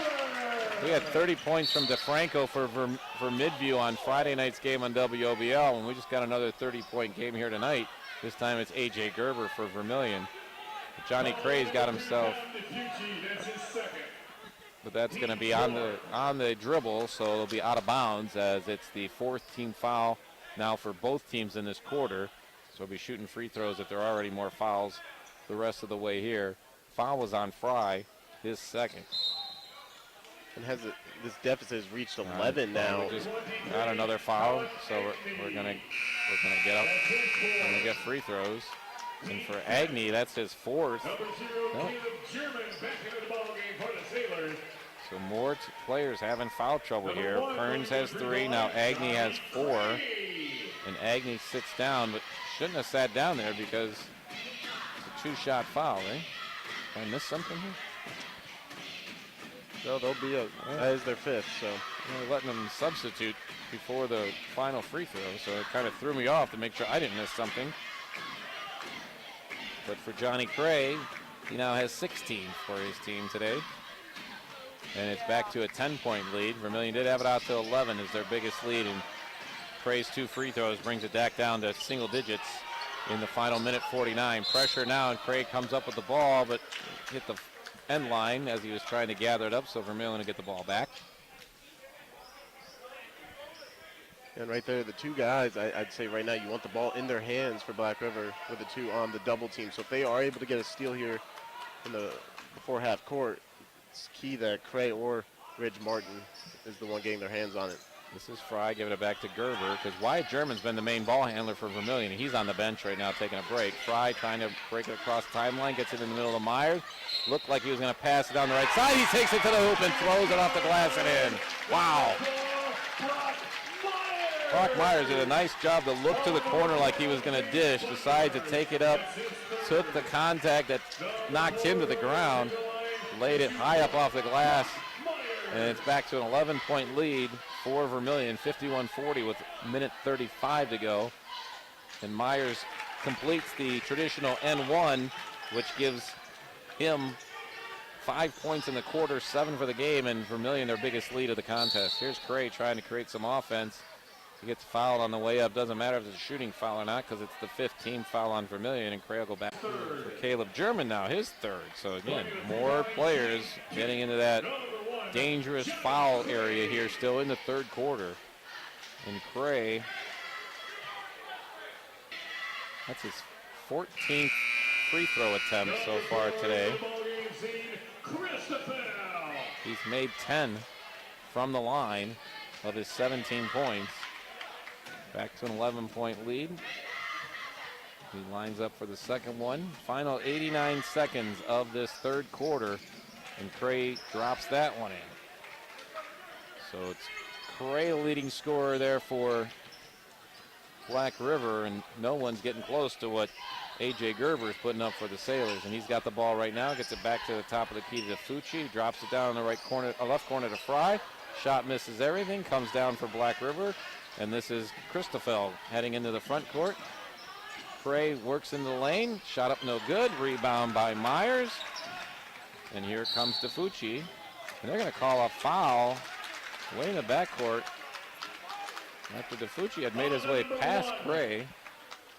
So call the foul, even though that any contact that was there didn't seem to affect the play.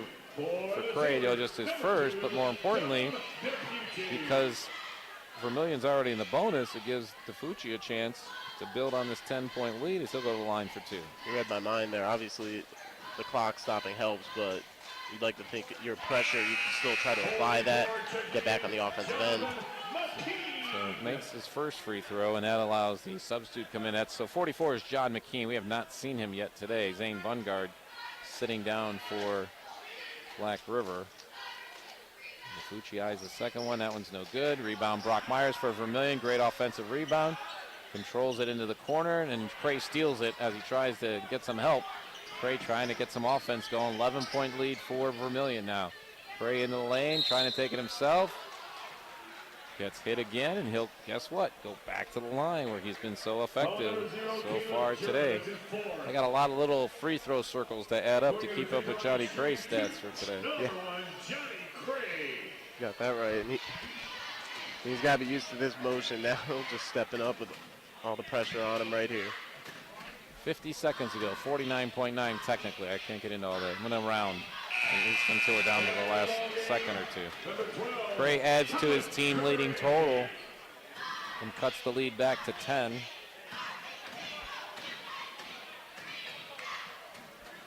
I'll tell you what, that Vermilion cheer squad, they do a good job. Even though the free throws aren't happening on their end, they're pretty loud down there.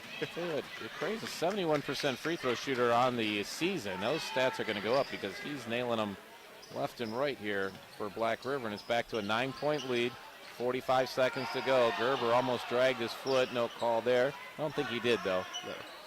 This was right on. He gets the ball to Myers in the lane, back to the top of the key to Fucci, and he drops his first three-pointer of the game. Fucci has 4, and now Vermilion back out to a 12-point lead. It was a great find by Brock Myers to kick it out. And the ball gets stuck on that shot, so we go to alternating possession arrow, which is pointing towards the Vermilion bench, and they'll give Vermilion a team rebound on that one as well. Yeah, They'll add to that rebounding advantage they've had so far today. So they lose the arrow. 23 seconds to go, third quarter. We'll see if Vermilion will play for the final shot. This is DeFucci. Garay in the backcourt with him. Got to get it across in 10 seconds, boys. There you go. Brock Myers back to Garay. Gets defended by Garay. Knocked the ball loose, but Garay tracks it down and keeps possession. A cross-court pass to DeFucci. 3 seconds to go, third quarter. DeFucci looking for some help. Gives it to Gerber. That shot's off in time, but hey, one of the few he's missed all game. It ends the third quarter, but Vermilion going to the bench pretty happy with what's happening so far as the Sailors are up 56-44. Come back and join us for the final 8 minutes on the Lorain County Sports Network.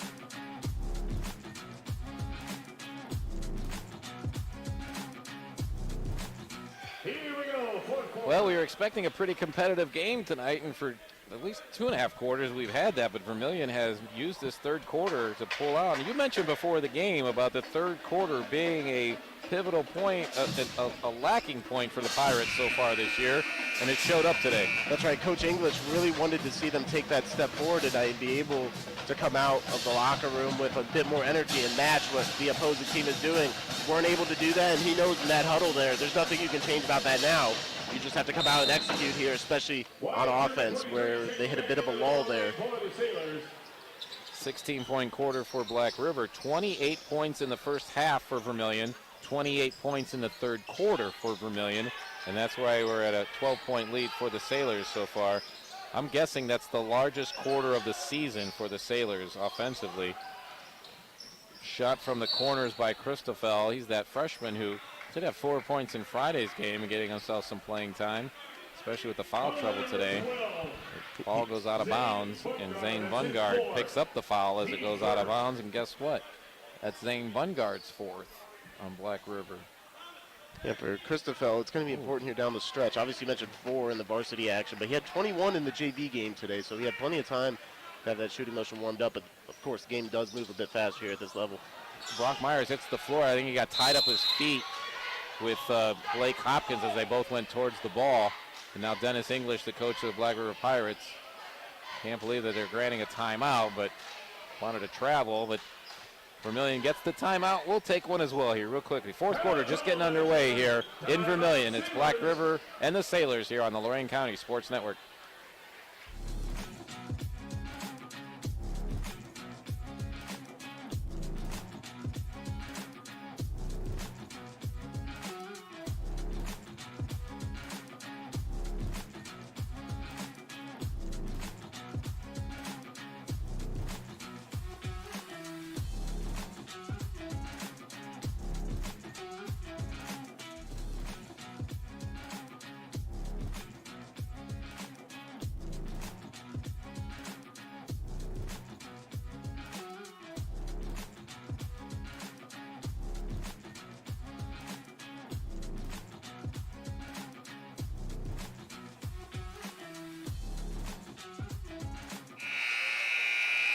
Here's a really good New Year's resolution for sports fans in Lorraine County.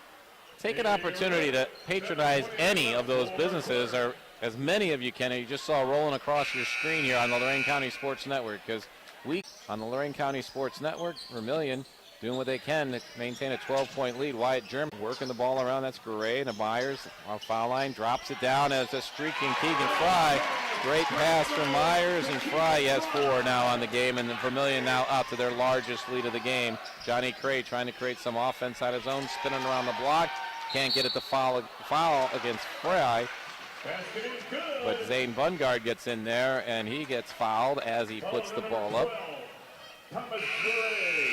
Yeah, that presence in the paint, we've been looking to see if Black River in the second half is going to be able to outdo their effort in the first, and so far that hasn't been the case. But right there, that's a good start as Barnhart not only gets the offensive rebound, but gets to the line. So Bungard is treading thin ice here, as he already has 4 fouls, but he picked that one up, misses the free throw, but back to a 12-point lead as Wyatt German brings it in for Vermilion. So Bungard has 4. Paymer has already fouled out. Hopkins has 3. He spent some time on the bench, but still battling in there is Lane Lahan, who takes the ball away on that possession. A steal for Black River. Haven't had too many turnovers in this half. I mean, that's part of the reason you scored 28 points, is you're not turning the ball over. So of those 28 points in the third quarter, we had 10 of them again from A.J. Gerber of Vermilion. He now has 30 for the game. For Black River, number 1, Johnny Cray has 21 points, including 13 out of 16 from the line. And ball went off both of their feet, but the last footed touch was Wyatt German, so Black River will keep the ball here. 6:40 to go, fourth quarter. Yeah, and the Sailors, they've done a great job of forcing Ridge Martin to have to be a ball handler here, not allowing him to get open in the corner like we saw in the first half. We'll see if Black River tries a few more of those opportunities for him. There's a quick pass underneath to Lahan. He misses that quick put up, and Wyatt German brings down the rebound, and here comes Vermilion the other way. Almost had a turnover for two violations, but somehow Myers kept his foot when he saw that German was still in the backcourt, and Vermilion keeps the ball. This is Kearns working around. Why happy to take some time off the clock. A.J. Gerber wide open, top of the key shot, and he actually missed that one. And then he's going to pick up the foul, trying to come in and compete after Bungard had come down with the rebound. That'll be the 3rd foul already this quarter on Vermilion. And when you're down by 12, that's the way you might be able to get back in the game here, is get yourself to the foul line. For Gerber, that's just his first foul of the game. Here's Black River trying to create some offense. Gets it into Bungard, kicks it in the corner to Lahan. Not a great pass. He stepped on the line as he tried to gather it in. So it'll go back to the Sailors. Another turnover against Black River's offense. And Dennis English on the Black River bench trying to give the hand signals to his team. But guys, just settle down a little bit. A lot of games still at the play. 6 minutes to go. Down by 12. That's something that pretty much any team can make up. So we got a lot of basketball left to go. And it was tied at halftime, and here's a turnover by Vermilion. Picked up on the fly by Ridge Martin, brings it down, kicks it off on the left side, no good. Johnny Cray with the rebound, tried to dish it across the lane, but it's broken up by Vermilion. And now tracked down in the backcourt by Martin again. So Black River maintains possession, drives in the lane, floater up no good. Rebound battle underneath, Kearns and Bungard working on it, and it's going to be ruled that Bungard knocked it out of bounds, so Vermilion gets the ball. Christoffel comes back in for Black River. That's number 4 out there in the black jersey. Right there, Bungard, very risky trying to fight for that rebound with as many fouls as he has, but good effort. Steal right away by Christoffel as he comes off the bench and does it off to Ridge Martin. 2-pointer up is good. Ridge Martin has 13 on the day, and it's down to a 10-point lead as Black River continues to put pressure on Vermilion, bringing the ball up. But Myers, again, kind of that same move he made in the third quarter, doesn't fall that time. Rebound comes across to Blake Hopkins, but he turns it over, trying to dish it away. And here comes Keegan Fry with the layup off the steal. He's got 6. Johnny Cray trying to answer with a 3 on the other end, no good. Keegan Fry already down there to get the rebound. He's covering it coast to coast for the Sailors right now. They're back up by 12 with 4:46 to go.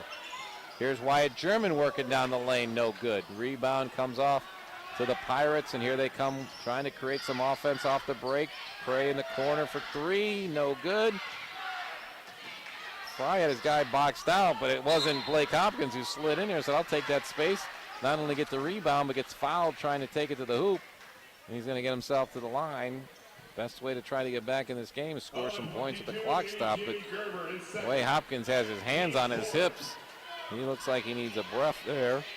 This will be his only point has been from the free throw line in the first quarter. Made 1 out of 2 on that trip. This time he makes the first of 2. Coming back into the game for Vermilion, Dom DeFucci. Wyatt German going to take a break with 4.5 to go. And we're going to get a timeout for Black River. This will be a full timeout. We'll come back and shoot the second free throw after this to score 60 for Vermilion, 49 Black River on the Lorain County Sports Network.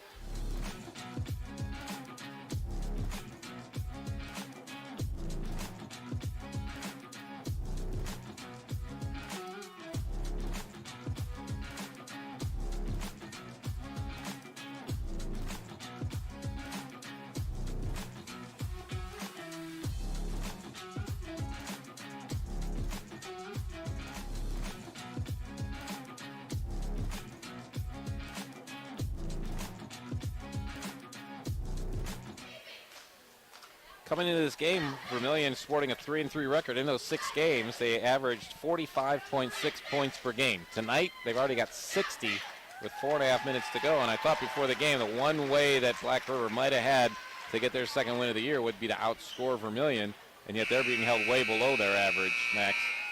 That's right. A.J. Gerber, obviously, we already talked about over half the points earlier on. Now officially 50%, and it's a nice even round number for us to calculate. But can do that math. That's right. But he's also getting great support from the rest of the lineup, and it may not be everyone in double digits, but there's a 4 here, somebody hitting a 3-pointer here, and a lot of fast break buckets as well. Coming out of the timeout, Blake Hopkins for Black River going to attempt the second of his 2 free throws here as we resume play in this final 4.5 minutes of regulation. He gets both of them, so he has 3 on the day, and it's down to a 10-point lead here.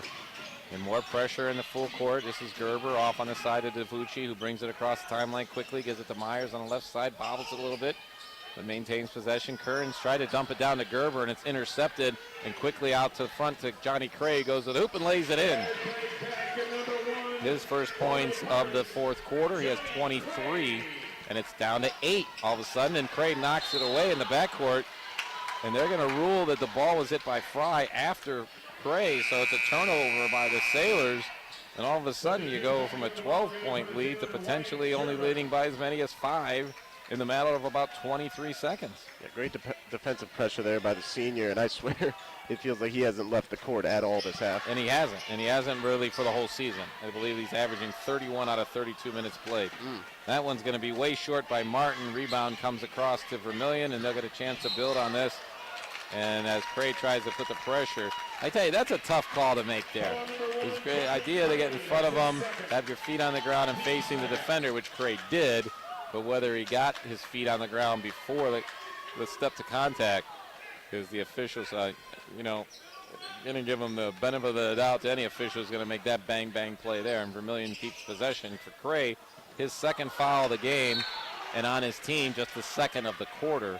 So that might not be a bad foul either. It ends up with a turnover by Vermilion going out of bounds in front of the scorer's table, so Black River gets the ball. But when you're down, you want the other team to be in the bonus situation potentially. And there's Cray to go get hammered by Fry as he got that entry pass. Cray's going straight to the line because that's already bonus situation for Vermilion with 3:43 to go. They're giving Black River every chance to get back in this game from the free throw line. First Hopkins this quarter, now Cray, who's already made 13 out of 16 on the day.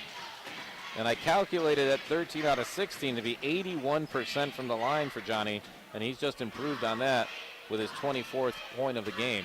Down to 7 is the lead now. Second shot, eyes it up. He's been so good from there today. 15 out of 18 from the line all by himself. That's like team stats. And now they're going to call a foul on the inbound on Ridge Martin. Again, same official calling backcourt contact that, I mean, honestly, speaking as a official, it didn't affect the play. So as long as the offensive player turns and moves away from it, a contact doesn't make a foul. That's right. But Looked like takes a foul against Ridge Martin. Looked like neither the ball or the man may have been hit, but well, for Ridge now that's pressure. 3. Well, I don't doubt there was some contact, but the offensive player immediately turned away and was heading up the court, and that ball's knocked loose by Cray, picked up by his teammate, and here comes Martin into the front court for Black River, trying to cut down. It's now a 6-point lead, was as many as 12. Entry pass down low is picked off by Kearns. Nice defense running with Hopkins, and Vermilion to get a chance to build this lead back up. Wyatt German bounces off his leg but keeps the dribble alive. Now taking it himself into the lane, dishes in the corner. A.J. Gerber with three-pointer. He's gotten a little cold here late in the game, but Vermilion maintains possession, and Wyatt German's back out at the half-court mark, getting defended by Cray. So tries to work around, and Cray tries to use that great length he has, but doesn't work. German dishes it down on the streaking sideline to Fry, who has 6 this quarter and 8 for the game. Back out to an 8-point lead. This is Christoffel gets his own rebound and drops it in for his first 2 points of the game. And Dennis English for Black River immediately says, we use one of these timeouts to give our team just a breather here and reset their full court pressure. So we'll leave it here with 2:28 to go, because you're doing 2 things here. Like you said, especially their star, Cray, is barely, I don't think he's left the court so far today. So you want to use these timeouts to give a breather, but their defensive pressure in the backcourt has resulted in a couple fouls here lately. So he probably wants to remind them to clean it up a little bit, noticing the way the officials are calling it. Yeah, that's right. When they've been able to work the ball quickly down the court in transition, they've had a lot of success. Coming out of the inbound, it's been a little bit more drawn up the play, and we saw in a previous one they did turn the ball over, but right here, advantageous situation, and we also got Zane Christoffel getting some buckets in there, growing his confidence, and we know he's a shooter based off his 21 points in the JV game. So 2:28 to go. Make sure you stick around for our post-game show. We'll have interviews with the winning coach, and our player of the game will be named. I'll run down all the stats for you. You know, we had a great halftime. We got to make that our tradition. Coach Januzzi from Open Door come over. It was a great interview at halftime, so we expect another great interview in post-game with the winning coach, who will be breathing heavily after this one gets closer and closer here. Pressure from Black River. Vermilion breaks it. Gets into the front court. This is Myers. Gets it up top of the key to German. German breaks through the double team. Scoots down the lane. Thought he was going to take it himself. Dishes to Kearns in the corner for 3. No good. Rebound comes off to Ramirez. He fires it away immediately down the court to Christoffel. Thought he took an extra step. No call. Gets the layup. He has 4. And the lead is down to 4. 2 minutes to go in this one. And Black River almost has come all the way back, and Vermilion coach Kurt Avermill says, oh, we got to talk about this, guys. This is not going our way. With 1:58 to go, Black River's got it back down to a 4-point lead. So make sure you stay right with us as we take this break on the Lorain County Sports Network.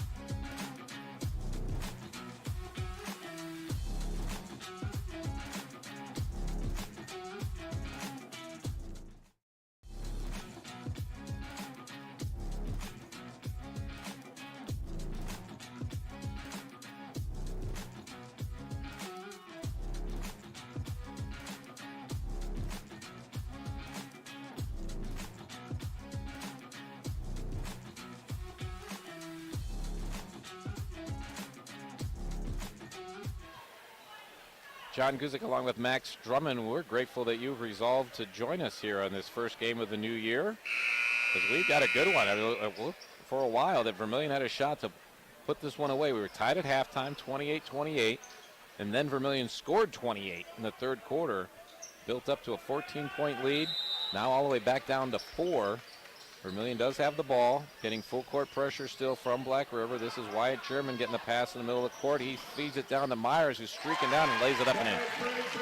Yeah, it's such a savvy ball handler and passer is Wyatt German. He just finds all of his open teammates with ease and does a great job weaving in and out of the defenders. 7 in the second half, 9 for the game, and back to a 6-point lead for Vermilion. This is Ridge Martin missing badly from the top of the key, and they're going to call a foul on him on the rebound again.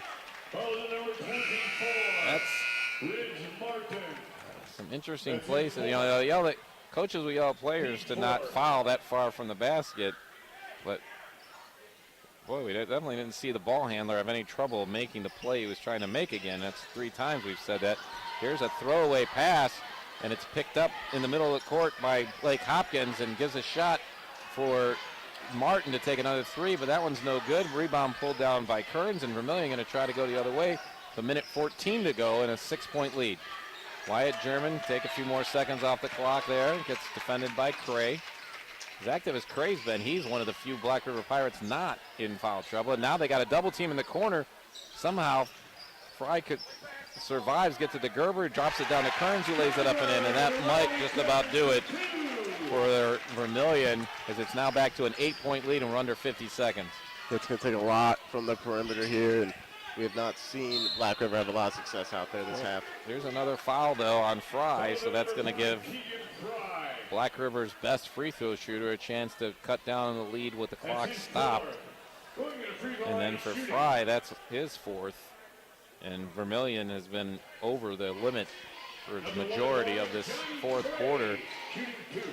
And Johnny Cray trying to take advantage of that. He already has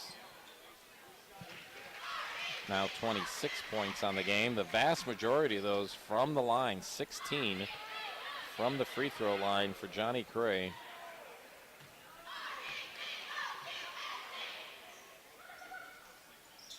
And that's 17 out of 20. I can do that math. That's 85% free throw shooting. That's pretty good. 44 seconds to go in the game. 6-point lead. Vermilion with the ball. This is Wyatt German across the timeline, trying to split the defenders, taking it himself this time to the hoop and lays it up and in. Beautifully done. I thought there was a couple opportunities earlier in the game, and German's done a great job of sharing the ball. That time he's like, you know what, I can make this from here. Let's do it. And now a missed shot by Cray. Rebound brought down by Brock Myers. And long pass ahead to Myers. He broke free after he dumped off the rebound. Gets fouled. Calling it before the shot, but that should be the 5th team foul on Black River, so it's going to send Myers to the line anyway. And I'll tell you what, Blake Hopkins is really, I mean, these guys have played their hearts out, but just not deep enough. Hopkins and Cray have been on the court so many times, so long, and that is going to be the 5th on Hopkins, so he's going to be done. The 2nd Black River Pirate to foul out. That's his 5th. And you speak to them being on the court for so long, and also when they're in foul trouble like that, it affects his effort level. Obviously, Hopkins wants to be down in the paint, wants to be impacting the boards, and it's a lot harder to do that when you're playing safe, playing conservative. I'm going to point this out because Colin Agnew comes in. Brock Myers missed the first free throw, but because of the foul out, when one person gets substituted, all substitutes can come in, and they held Agnew out. I mean, I know it's not a big deal, but mechanically, it just brings into some of the questions we've had about some of the calls tonight. 3-point shot with 11 seconds left. Ridge Martin drops another 3. He has 16 on the night, and 5-point game now is the lead for Vermilion. 11.7 to go. We get a timeout. We'll keep it here just to take a breath. Remind you, make sure you stay with us for our post-game show. We'll talk to winning coach. We'll name a player of the game and get him up here on our broadcast loft up here above the gymnasium. We're technically in the auxiliary gymnasium, I guess you would call it, behind us. But a great vantage point here in Vermilion. And make sure you join us on Friday night on the radio, as WDLW is going to present a boys and girls doubleheader on Friday night from Illyria. It'll be the North Ridgeville ladies taking on the Pioneers at 5:45, followed by the boys varsity team squaring off. And Don Vincent will have the call of both of those games on Friday night from Illyria. We're also putting Don to work tomorrow, as he will be at Firelands, where the same Black River Schools girls team will travel to Firelands for a Lorain County League game, also on WDLW. On Friday night, Max is going to be over in Keystone as Columbia takes on Keystone. That's going to be a great matchup.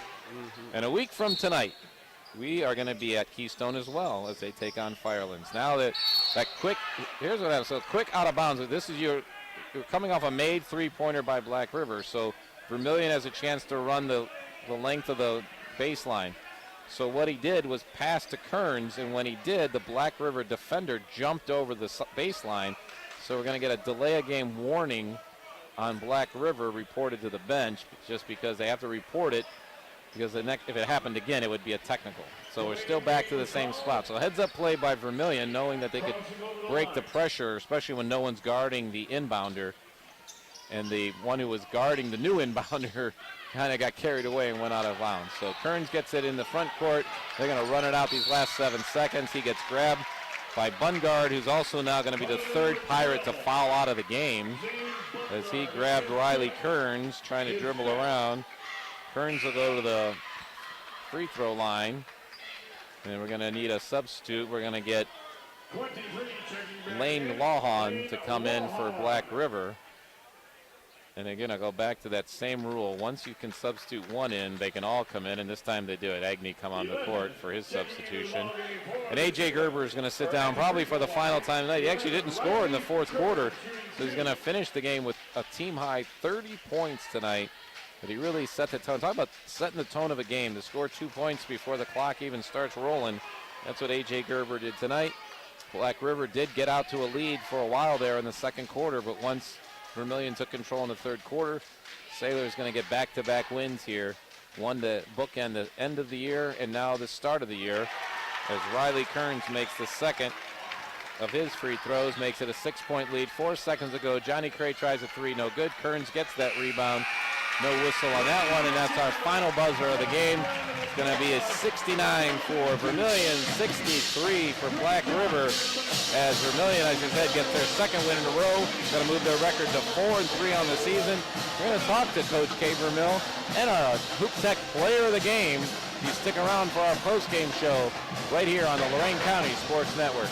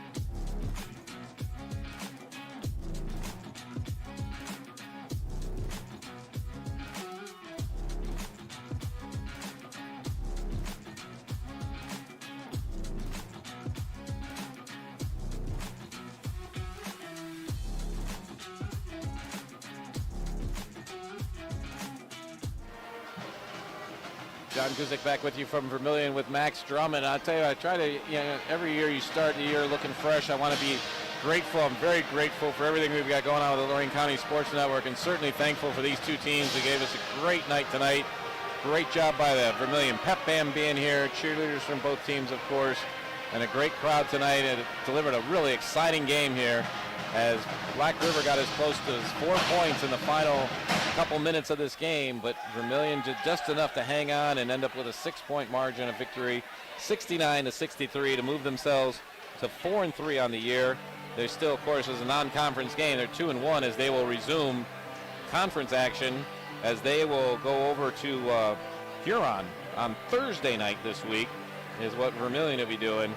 And next for Black River, they will be at Firelands on Friday as they'll get back into conference play. And unfortunately, Black River has yet to win in the conference. They're 0-4. This loss drops them to 1-8 on the season. Thank you for being with us tonight. This is the Peace, Love, and Little Donuts postgame show. Peace, Love, and Little Donuts. Feed your inner hippie on Detroit Road in Avon.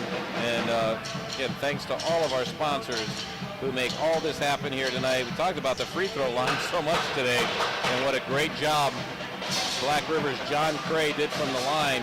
Your free throw line is brought to you by Rewalk Law, LLC. Call attorney Chris Rewalk for a free consultation as John Cray ends up making 17 out of 20 from the free throw line, 85% shooting, and 17 of his 27 points come from his team high for Black River, but not enough to make up for that. As a matter of fact, that's back-to-back 27-point games for John Cray for Black River. But Vermilion Sailors did exactly what they needed to do to put this one away, and 2 wins in a row gives them a great opportunity to really build back into the Sandusky Bay Conference, where they already have a 2-1 record and head into the next phase of this season. Let's start our post-game show here with the Rebound Report, brought to you by Romeo's Pizza, which is locally owned and operated in both LaGrange and Lorain. And our Rebound Report, Max, what did you end up with rebound-wise tonight? Who's our star on that side? Yeah, it ended up pretty loaded, especially for the Vermilion Sailors, as they were able to total up 30 rebounds throughout the whole game to Black River's 21, and also 12 offensive rebounds total for the Sailors. So it was very effective on the boards, giving them second chance points and being able to start the fast break pretty quickly. And I don't think we have to look too far for our shooting star of the game. Matter of fact, I might just need to look right over my right shoulder because A.J. Gerber is joining us here for our post-game show, and we get a few minutes to talk about this contest. Where you can grab the I'm sorry, we have a microphone here, so don't you? Yeah, okay, I'm sorry. Thought we were giving me a shirt already. We'll get you a microphone, AJ, before we do anything else. So, AJ, thanks for joining us up here. Just give us your few thoughts after a game like this of how things went for Vermilion. Yeah, I mean, we played well as a team. We were 500 going into the game. We wanted to get above 500. That was the goal. We knew they were a fast team. They like to move in transition. We tried to limit that. Just moving the ball, getting good shots, just knowing our own strengths and being able to push through with those and coming out with a win. So kind of compare and contrast the last 2 games for you, because on Friday you guys were down in the fourth quarter, had to come back, got a win there. Mm-hmm. Today you were up big in the fourth quarter and they came storming back. Which game kind of gives you more confidence and more to build on? That one where you come from behind, or the one where you kind of stand up tonight and hold off a rally?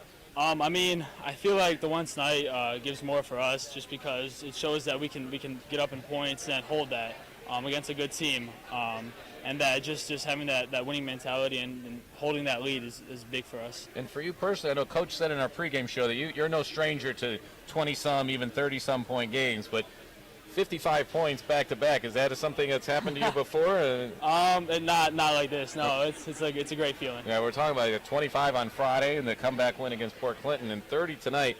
The other thing about your 30 tonight was none of them came in the fourth quarter. Yeah. So you was that a result of Black River kind of overplaying you in the fourth quarter and trying to shut you down, or was it your teammates kind of rising to the challenge and finding a way to put this one away? Yeah, I feel like it's my teammates. You know, we found a way to win the game, and even if I'm not scoring, our team's going to score the ball. Like it's not just a one-man team.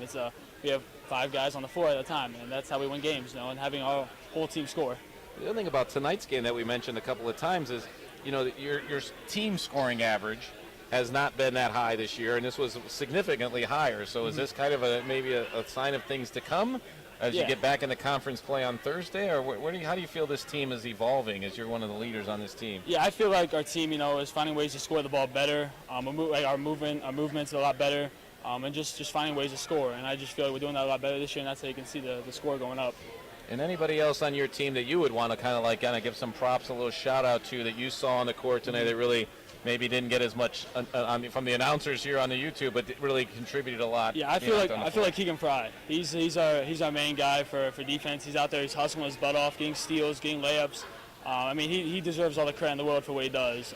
He might not score the most, but he's always helping us, getting through stuff defensively, offensively, and just being there for us. Well, like I said, you had a great game, and you're not only our shooting star of the game, but every day we have an opportunity to name our Hoop Tech player of the game. And AJ, you're going to be our player of the game today. We've got a great shirt from you designed by our friends at Lake Screen Printing. And Hoop Tech, where basketball meets technology, brings you our player of the game. I appreciate that. I don't know, Max, you had some observations on AJ's night as well. Yeah, definitely. So in the first half, you were really effective and really hot from behind the three-point line. In the second half, you're able to score from all over the court. How did that open up for you, especially in the second half? Yeah, I mean, so in the locker room, we're talking about movement. Of course, that's my main point right now. But I just felt like that. I assumed they were going to guard me outside the three-point line better, so I told myself I got to be more aware and be more effective on the court. And so I'm out there hustling, trying to get rebounds, just trying to put myself out there on ways to score. And that might be a three, that might be a two, just scoring the basketball. Definitely. And you guys, both teams, it seemed like faced a lot of foul trouble. How were you guys able to overcome that, especially the deeper you went into your bench? Yeah, I mean, so free throws for us, that's a big thing. We had we made a lot of free throws, and then just being smart and not fouling when was not supposed to. And yeah, just being smart, basically. Yeah. Definitely. Yep. All right, AJ Gerber, our Hoop Tech player of the game. Congratulations. Thanks for grabbing a few minutes with us. And we'll ask you to toss the microphones to the side of you to your coach as we get a few post-game comments from Coach Kurt Havermill. Coach, it's hard enough to be a high school basketball coach. It's even harder when it goes from a 14-point lead to a 4-point lead. So take us through what your thought process was and what you told the team during the timeouts that you took in there. We tried to slow them down. I thought we got a little fast. We were just catching and throwing the ball, and credit to Black River. He's got them playing crazy hard where they're sprinting at all times back through the middle and deflecting passes. So we just got to do a better job of slowing down and making the right decisions. I just thought we got way too fast there in the fourth quarter. Yeah, and overall, though, I mean, a lot of times, like you said, when the other team makes you play faster, it tends to lead to bad passes and turnovers and other missteps. But your team actually played pretty well with a lot of that by putting up 69 points on the board tonight. So how did you feel about your offense? Yeah, it's kind of weird that we were able to score 69 points with probably about 25 turnovers on our own end, and that's hard to do. But to me, that just tells me that we're playing some decent defense on the other end, and we're able to convert some of their turnovers into easy points. But I got to give somebody like Keegan Fry a lot of credit tonight. That kid, he's not a big scorer for us, but he kept us settled on the floor, and he put up 8 points tonight, which isn't necessarily a thing of his, but he did a great job all night. And then A.J. Gerber, he's a kid that kept us in it in the first half, and then, hit some big shots in the second half. Of course, with Keegan doing his job on the defensive side as well. But I kind of asked the same type of question that I asked for A.J., but from a coach's perspective of what helps you build more for this team? The comeback win on Friday against Port Clinton, or being able to get the lead and withstand the comeback tonight against Black River? Probably, they're two different elements, but probably both for us because we haven't fought back all year to get a win. So that was very important for us in the Port Clinton game. But tonight, sometimes I think we played not to lose in the fourth quarter. So if that teaches us anything, it teaches us that we got to stay aggressive and keep attacking instead of just, passing the ball back and forth and letting them get deflections. So what is next for this team? Because you said it before the game, you guys haven't kind of earned that ability to kind of look past anyone. You do have a winning record in the conference. You have a winning record overall. You get back in the conference play on Thursday. So now what's the upside on this team? We just got to keep grinding. I told the boys in the locker room, I'm not sure I'm ever going to stand before you at a basketball game this year and tell you it was a pretty win. That's just not us. We got to make it ugly. We got to grind it out a little bit. And I just want them to keep rolling. The big thing is when we're facing teams who maybe are perceived to be better than us, we don't always play with that confidence that we need to play with. And that's probably the next step for us is understanding that we can play with Huron on Thursday and go after them and not be down 8-0 before I got to call a timeout and rant and rave and act like an idiot on the sideline. So it's just, we got to get that confidence. We got to continue to attack, and we got to continue to look to improve with some of our stuff that we're doing offensively. I'm glad you said that instead of. But tonight, of course, you were able to start the game with points before the clock even started running. So you take that advantage. So for sure. Definitely. And you talked about the effort you guys have shown in really grinding out those wins. What does it mean when you could go that deep into the bench and you guys are still dominating the boards? You guys are still playing such effective full-court defense. Can you talk about some of the preparation that comes into that and how it comes out? Yeah, it's huge. I know Riley and AJ are going to stay on the floor a lot for us, but I think we went probably 9 or 10 deep tonight, which we got to be able to do because we like to play a little bit fast offensively and really run up and down the floor, and then we like to press a little bit defensively. So if you're trying to play 5 guys doing that kind of basketball, you're probably only going to make it through about a quarter and a half. Sure. Yeah, the attrition was definitely a factor. That things you did in the second quarter, especially when you brought in a lot of your bench guys, kind of paid off in the fourth quarter because the attrition was shown on the Black River side that they just didn't go as deep, and obviously their foul troubles led that. But that's what you guys got to do, and you guys took care of business, and appreciate you guys letting us come out here and broadcast tonight's game, or the debut of the Vermilion Sailors on the Lorain County Sports Network. A very successful one, Coach. So I really appreciate you guys coming. Yeah, we wish you great success the rest of the year, and look to have you guys back on the Lorain County Sports Network very soon. Great, thank you very much. All right, winning Vermilion head coach Kurt Havermill here tonight, and securing out a 69-63 win over the Black River Pirates in non-conference action. And as the gym starts to file out and we wrap things up today, we want to run down what was happening numbers-wise for you as we do. And went back to when we started with A.J. Gerber. Again, thank our friends at United States Air Force. He was our shooting star of the game. We aim high. Visit Staff Sergeant McCraven in Avon or airforce.com. And our Hoop Tech player of the game is where basketball meets technology. And that great shirt you saw here on Michael Allison turning the camera around and getting a shot of that from Lake Screen Printing, Lorain County's oldest and largest label screen company. So let's give you some of the numbers that made up tonight's game as we get into the rest of the Peace, Love, and Little Donuts post-game show. And our stats are brought to you by Al Januzzi CPA, who was our halftime guest, which was a great guest. Loved having him on here. Let's run down the scoring. First of all, for the Black River Pirates, they had quarters of 12, 16, 16, and 19. End up with 63 for the night, and it was really all about Johnny Cray, although to do that much damage from the free throw line. He ends up with a team-high 27 points, including 17 out of 20 from the charity stripe. The only other player in double digits today was Ridge Martin, most of that coming in the second quarter on back-to-back-to-back threes, but he does finish with 16 for the night. Also scoring tonight for Black River, Austin Paymer had 3 points before he fouled out. Lenny Ramirez came off the bench. He had 2 points. Zane Bungard, also one of the guys who fouled out. He not only had 5 fouls, he had 5 points from the field and the free throw line. Blake Hopkins ends up with 3 points, as does Lane Lahan, and the scoring rounded out by Black River by their freshman off the bench, Zane Christoffel, who had 4 points in the fourth quarter. For the winning Vermilion Sailors, just 9 in the first quarter, but then 19 in the second quarter, 28 in the third quarter, and 13 was just enough to finish off the Black River Pirates to give them a total of 69 for the night. We already talked to Hoop Tech player of the game, A.J. Gerber, who led the team with 30. He's the only player for Vermilion in double digits.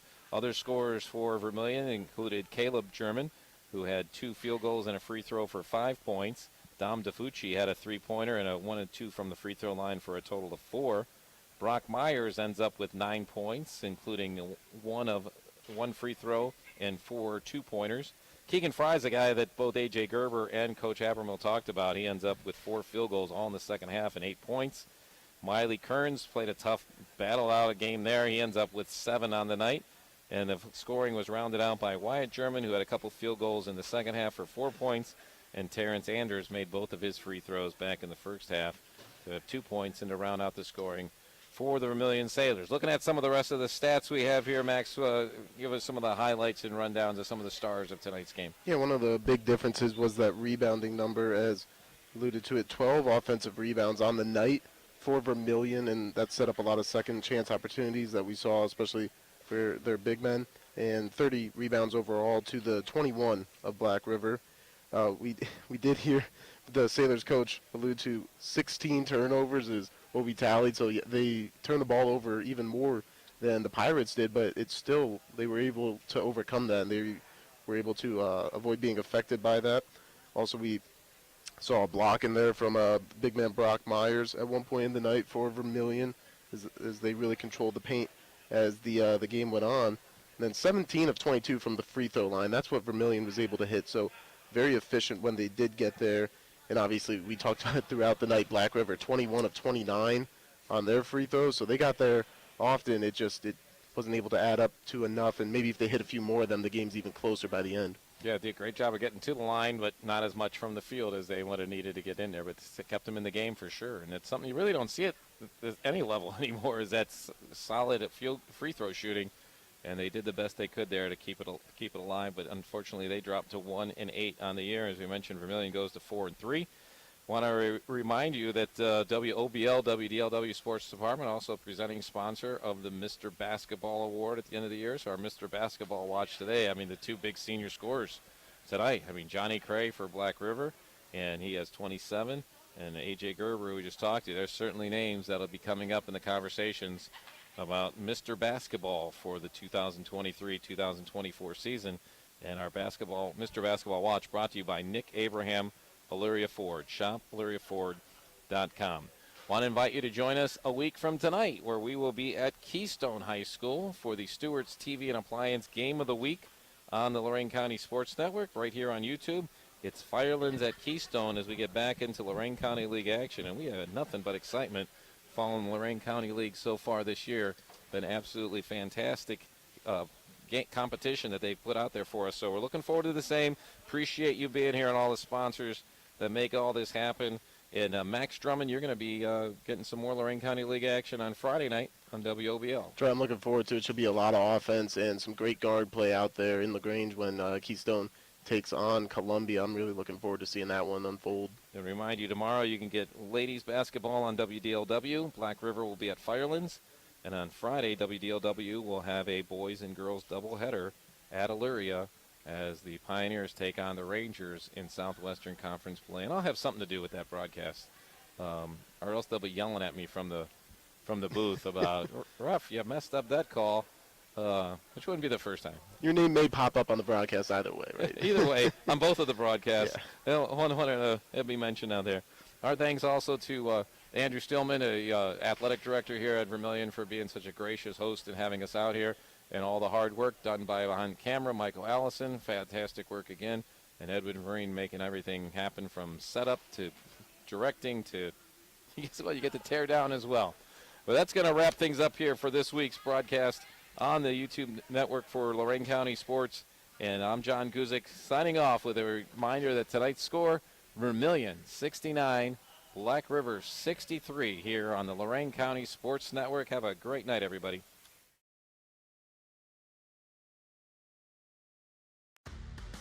Tonight's broadcast of High School Hoops is being brought to you by Stewart's TV and Appliance, Great Lakes Basketball, Buckeye Community Bank, Illyria Jewelry and Repair, Smitty's Place, Rich Resendez, Lorain County Community College, Jeff Allison of Health Markets Insurance, Alan Januzzi, CPA, Romeo's Pizza, United States Air Force, Rewalk Law LLC, Steve Lawson of Russell Real Estate Services, Peace, Love, and Little Donuts, Lake Screen Printing, Hoop Tech, Ernie's Auto Body, I-90 Nissan in Sheffield Village, Nick Abraham Illyria Ford, and Lorain County